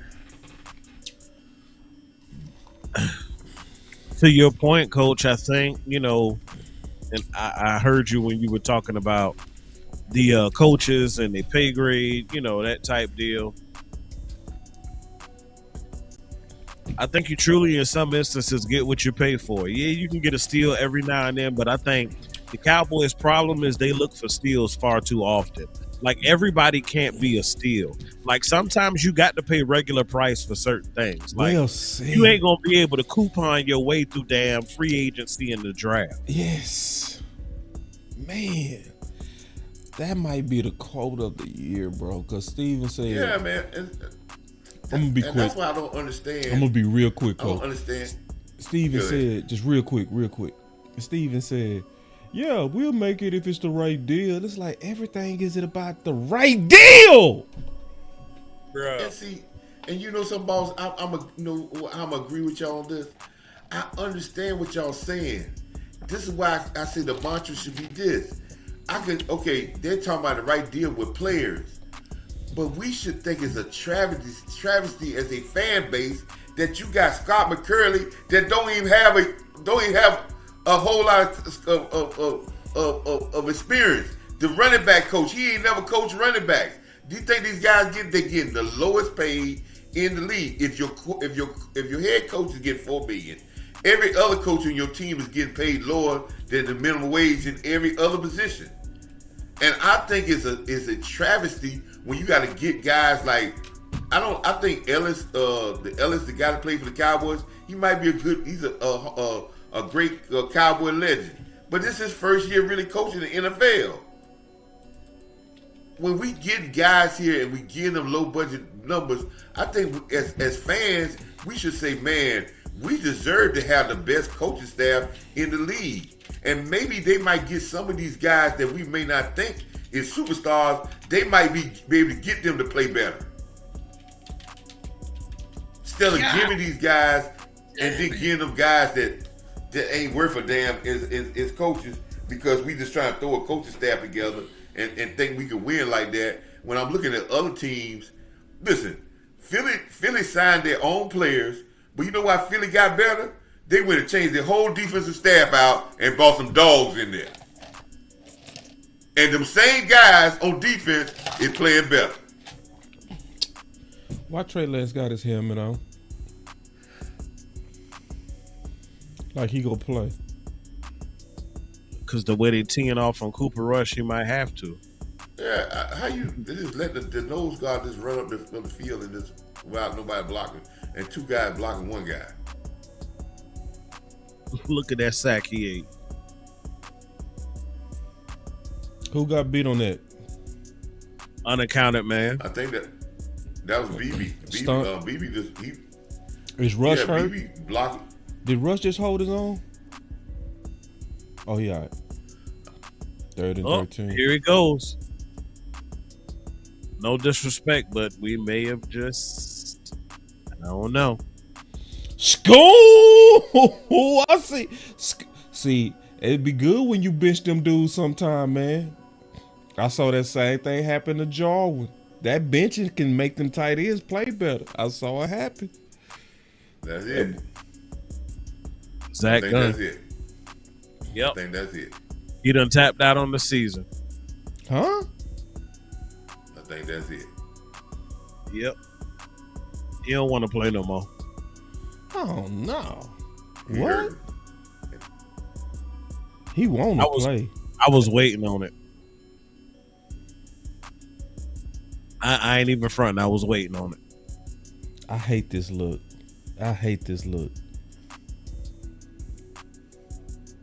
Oh, he got up. He looked like it's a concussion. No, it's something with his foot, and he kept shaking his head back. He Whatever limping it a was, little bit. That's a Yeah, tough he said dude, whatever man. it was, it blowed out. I just, you know, when it's all said and done, bro, I'ma hate to see that dude, bro, because that Zach Martin, man. Damn. Yeah, he going in. To see, if you go out, that's how you go out. Yep. If you gotta go out, that's how you go out. He took his destiny in his own hand.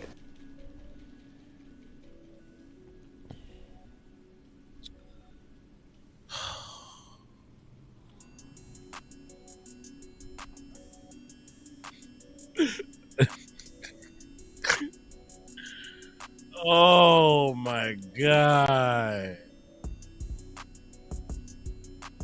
Now Tyler Smith gone.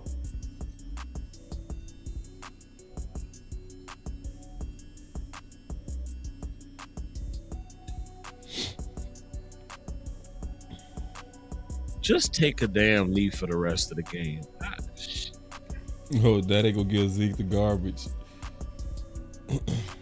That's why I was laughing. I said, "Oh, okay." After you done lost both of your guards, okay. Hey Zeke,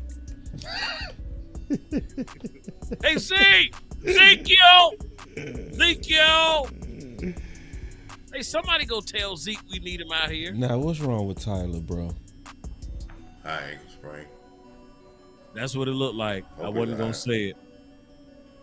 Hope he ain't break his fibula though. We'll see.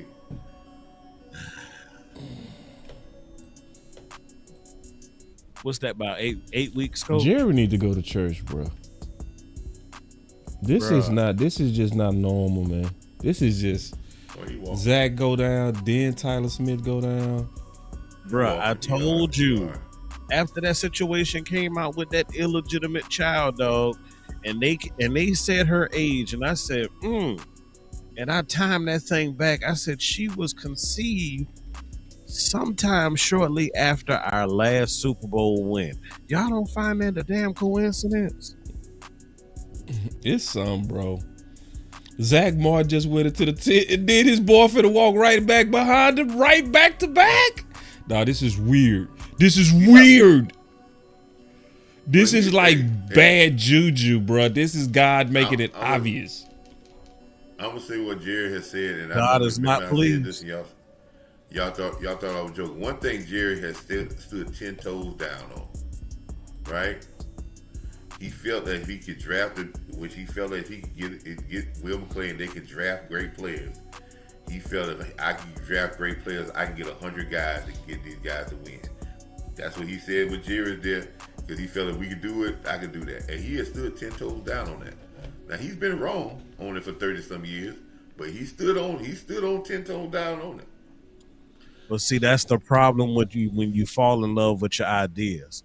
You could do something and bang your head against the goalpost over and over again because you believe wholeheartedly in something that is obviously not working.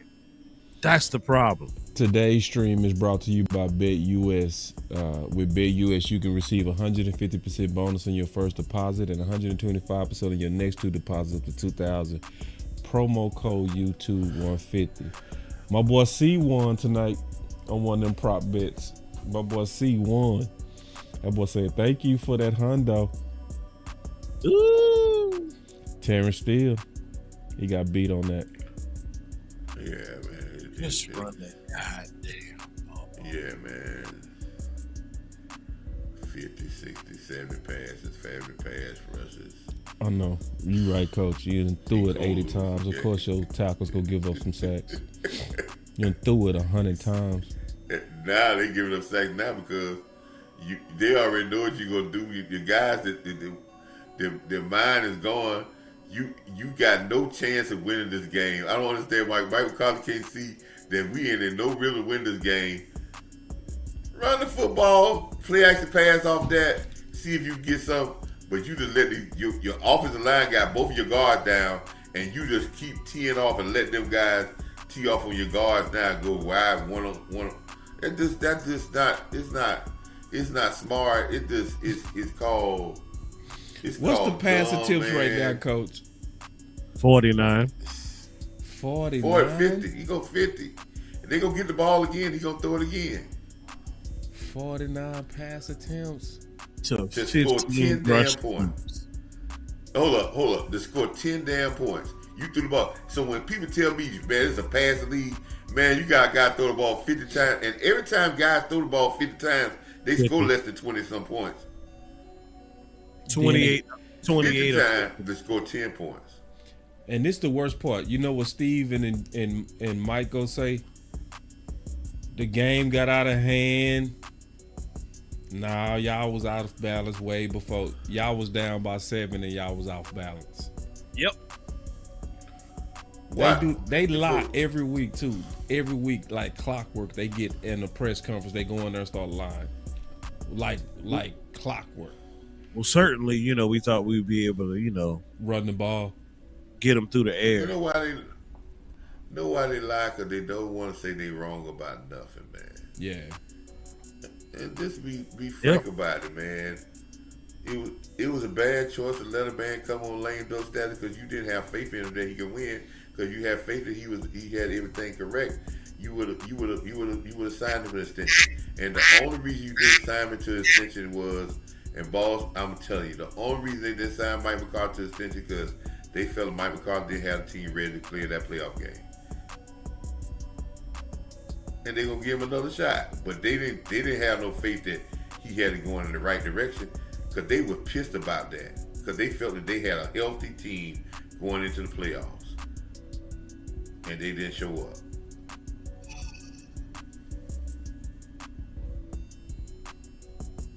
And he went into that meeting with them and told them, said, yeah, we have a team. If you bring me back the same team that's living there, I can win with it. And he ain't asked for nothing. I can say this though, the Texans stupid.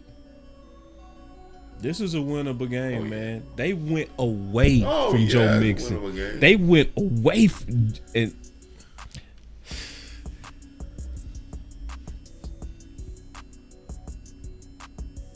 they ran Joe Mixon. Joe Mixon would have had 200 yards. Yep. He was, and he would have got. Then he would have got the big plays in the passing game. Yep. The big plays in the passing game would have been there. We should have got blown out way bigger than this. Surprisingly, goddamn, why so many flags? All this fighting, man. You fighting to get yourself, get your butt kicked, man. You fight, man. Look, even not going to him as much as they should have, Joe Mixon still got 18 carries for 103 yards. Yeah. He'd have got one carry for 40 yards. And he got one carry in the first play for a touchdown for 45. yards. So they 45 yards. So the rest of the carries. So what? So that's 17 carries for what? Almost half. 60 yards. That's right. So he ain't been really killing us, but they stayed with him and they waited till they got that big run. We want Rico to have a big run off 5 carries. That's what everybody want. Everybody want to get the burger one off 5 carries. And then we hear this excuse about, well, we can't run Rico because we want to keep him healthy. Tony Pollard getting 15, 20 carries a game in Tennessee. I'm liking Louisville. He ain't batting an eye about, I'm getting too many carries.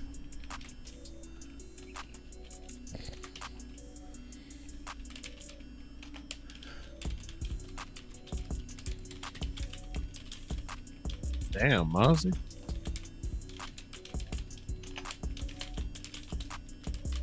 Watch they run the ball.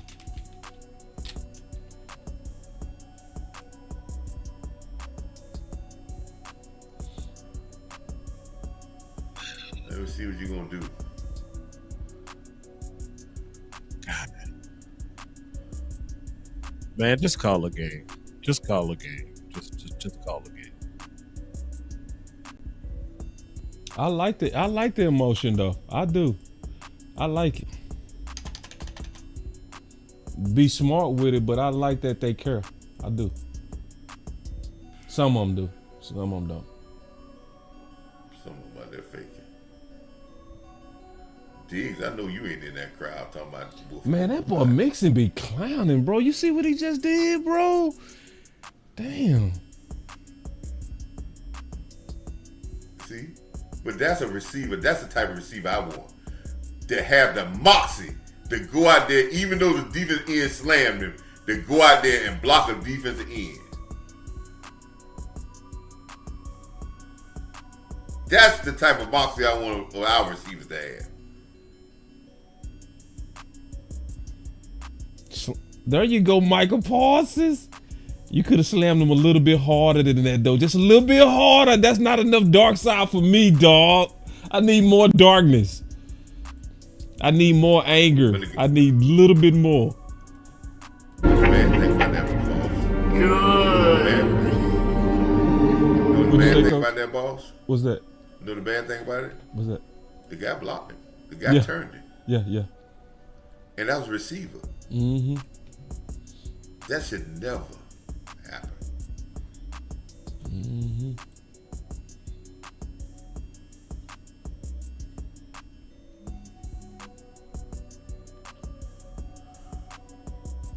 They need to fire Mike McCarthy by first thing in the morning. Man, this shit embarrassing.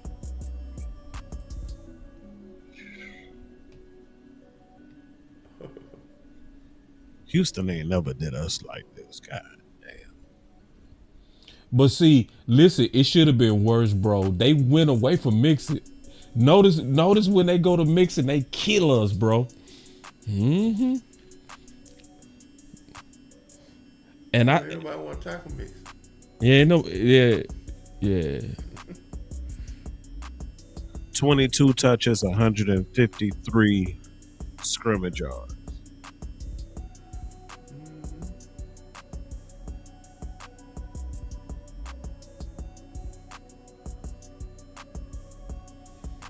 All right.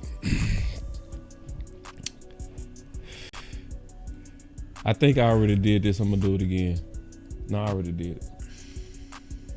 Jerry, man, I want to cut this stream, bro. Like, listen, y'all. Jerry's steaming, bro. Wait till you see them pan up to the box. Jerry's steaming. Oh yeah, well, it don't need to steam, buddy. Ain't no need to steam. Ain't no need. This to the first time the Texas beat us in our house too. You just ain't no need. There ain't no need to steam. Six straight home game where you're losing by more than 20 points. Six. Oh yeah, I don't think the worst team. I don't think Jerry's steaming. I think he acting. Let me tell you something. I think all the hand say stuff. This about the Cowboys. Go ahead. I'm sorry, boss. No, you go ahead. I'm gonna say this about the Cowboys.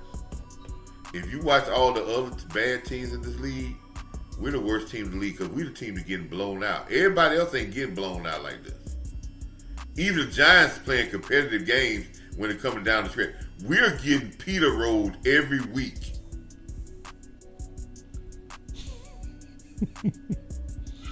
And then it's sad, Coach, because the chat was authentically laughing. Like, even the Cowboy fans are laughing at us. We laugh at us now.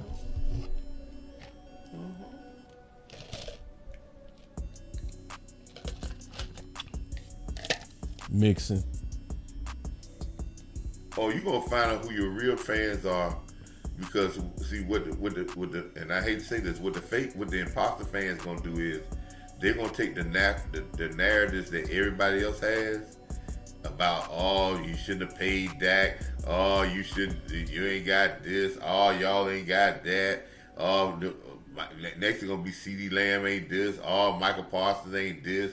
It's gonna be all that. They're gonna take those narratives and they're gonna use them, even though they're gonna say, and they're gonna still be on the mantra that they're Cowboy fans.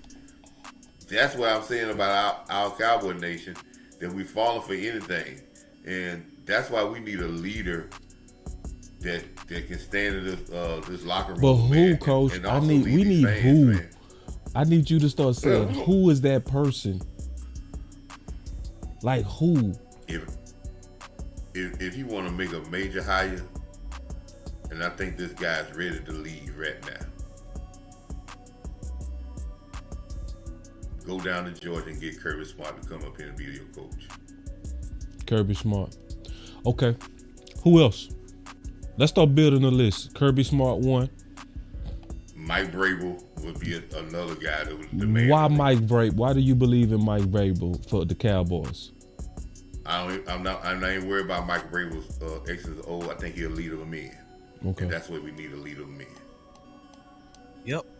Now, see, that was going to be my pick, and I'm going to tell you why. And then also, what about the politics? Just fight through it, basically.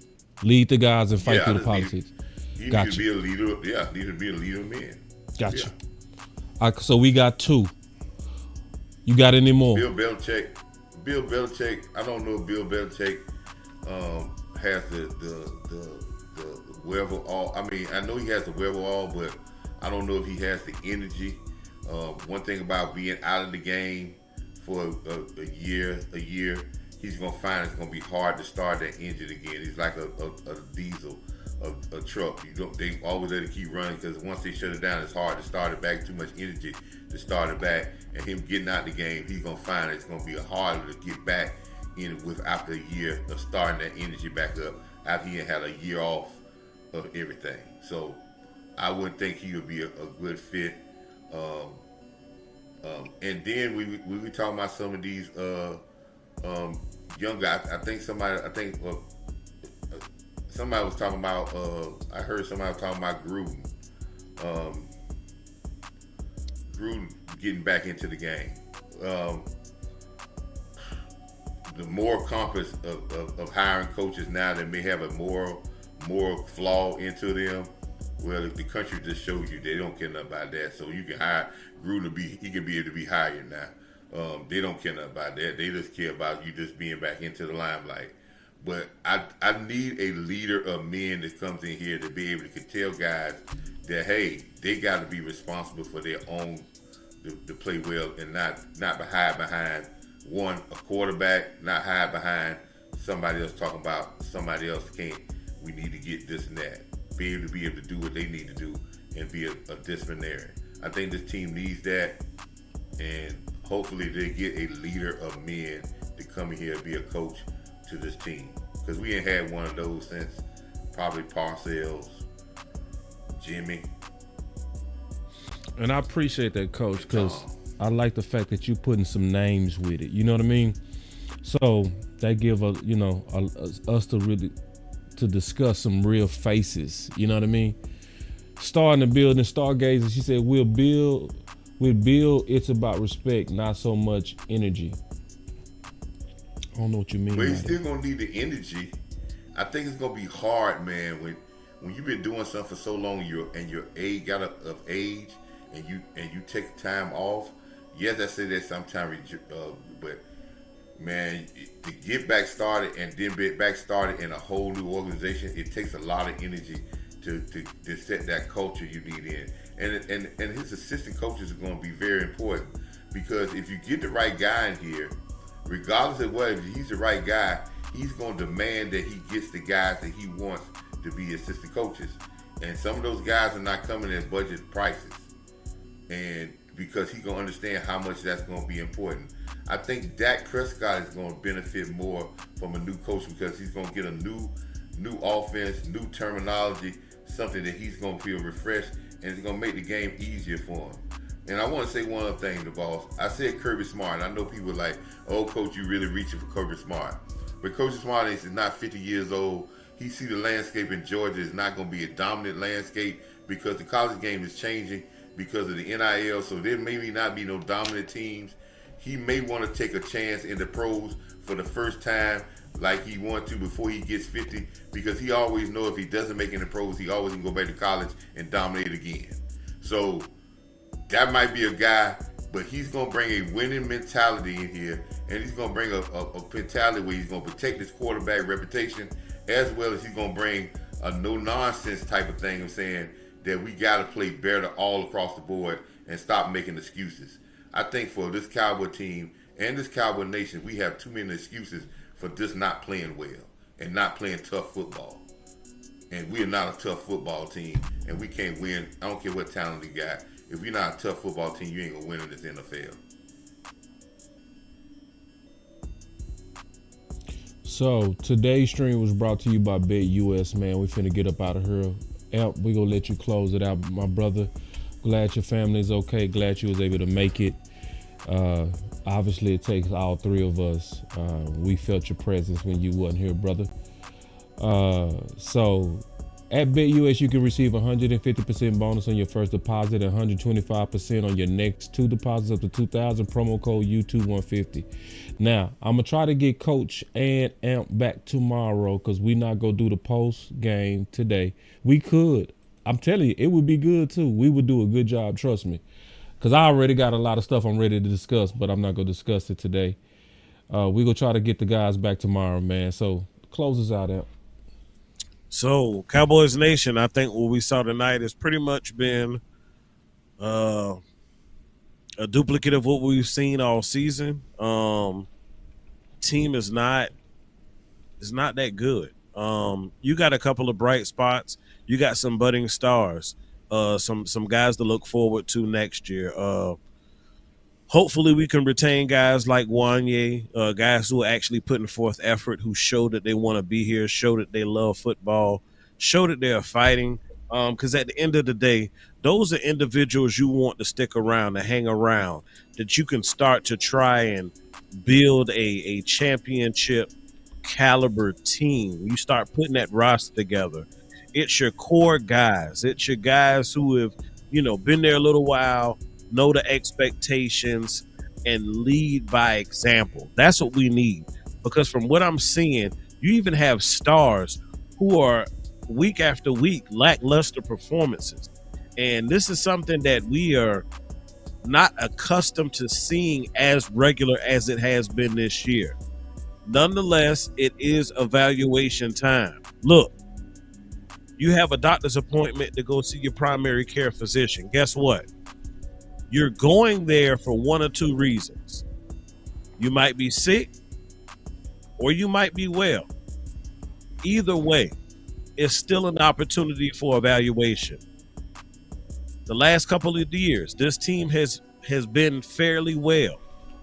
But the problem is, and you heard Coach say it earlier in the show, the problem is we took that too lightly. And it happens to us in our personal lives. Look, you might have experienced some nice weight loss. You get to feeling happy. Oh, man, I'm good. I lost all this weight.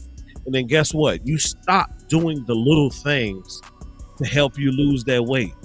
And before you know it, you done put on pound after pound after pound.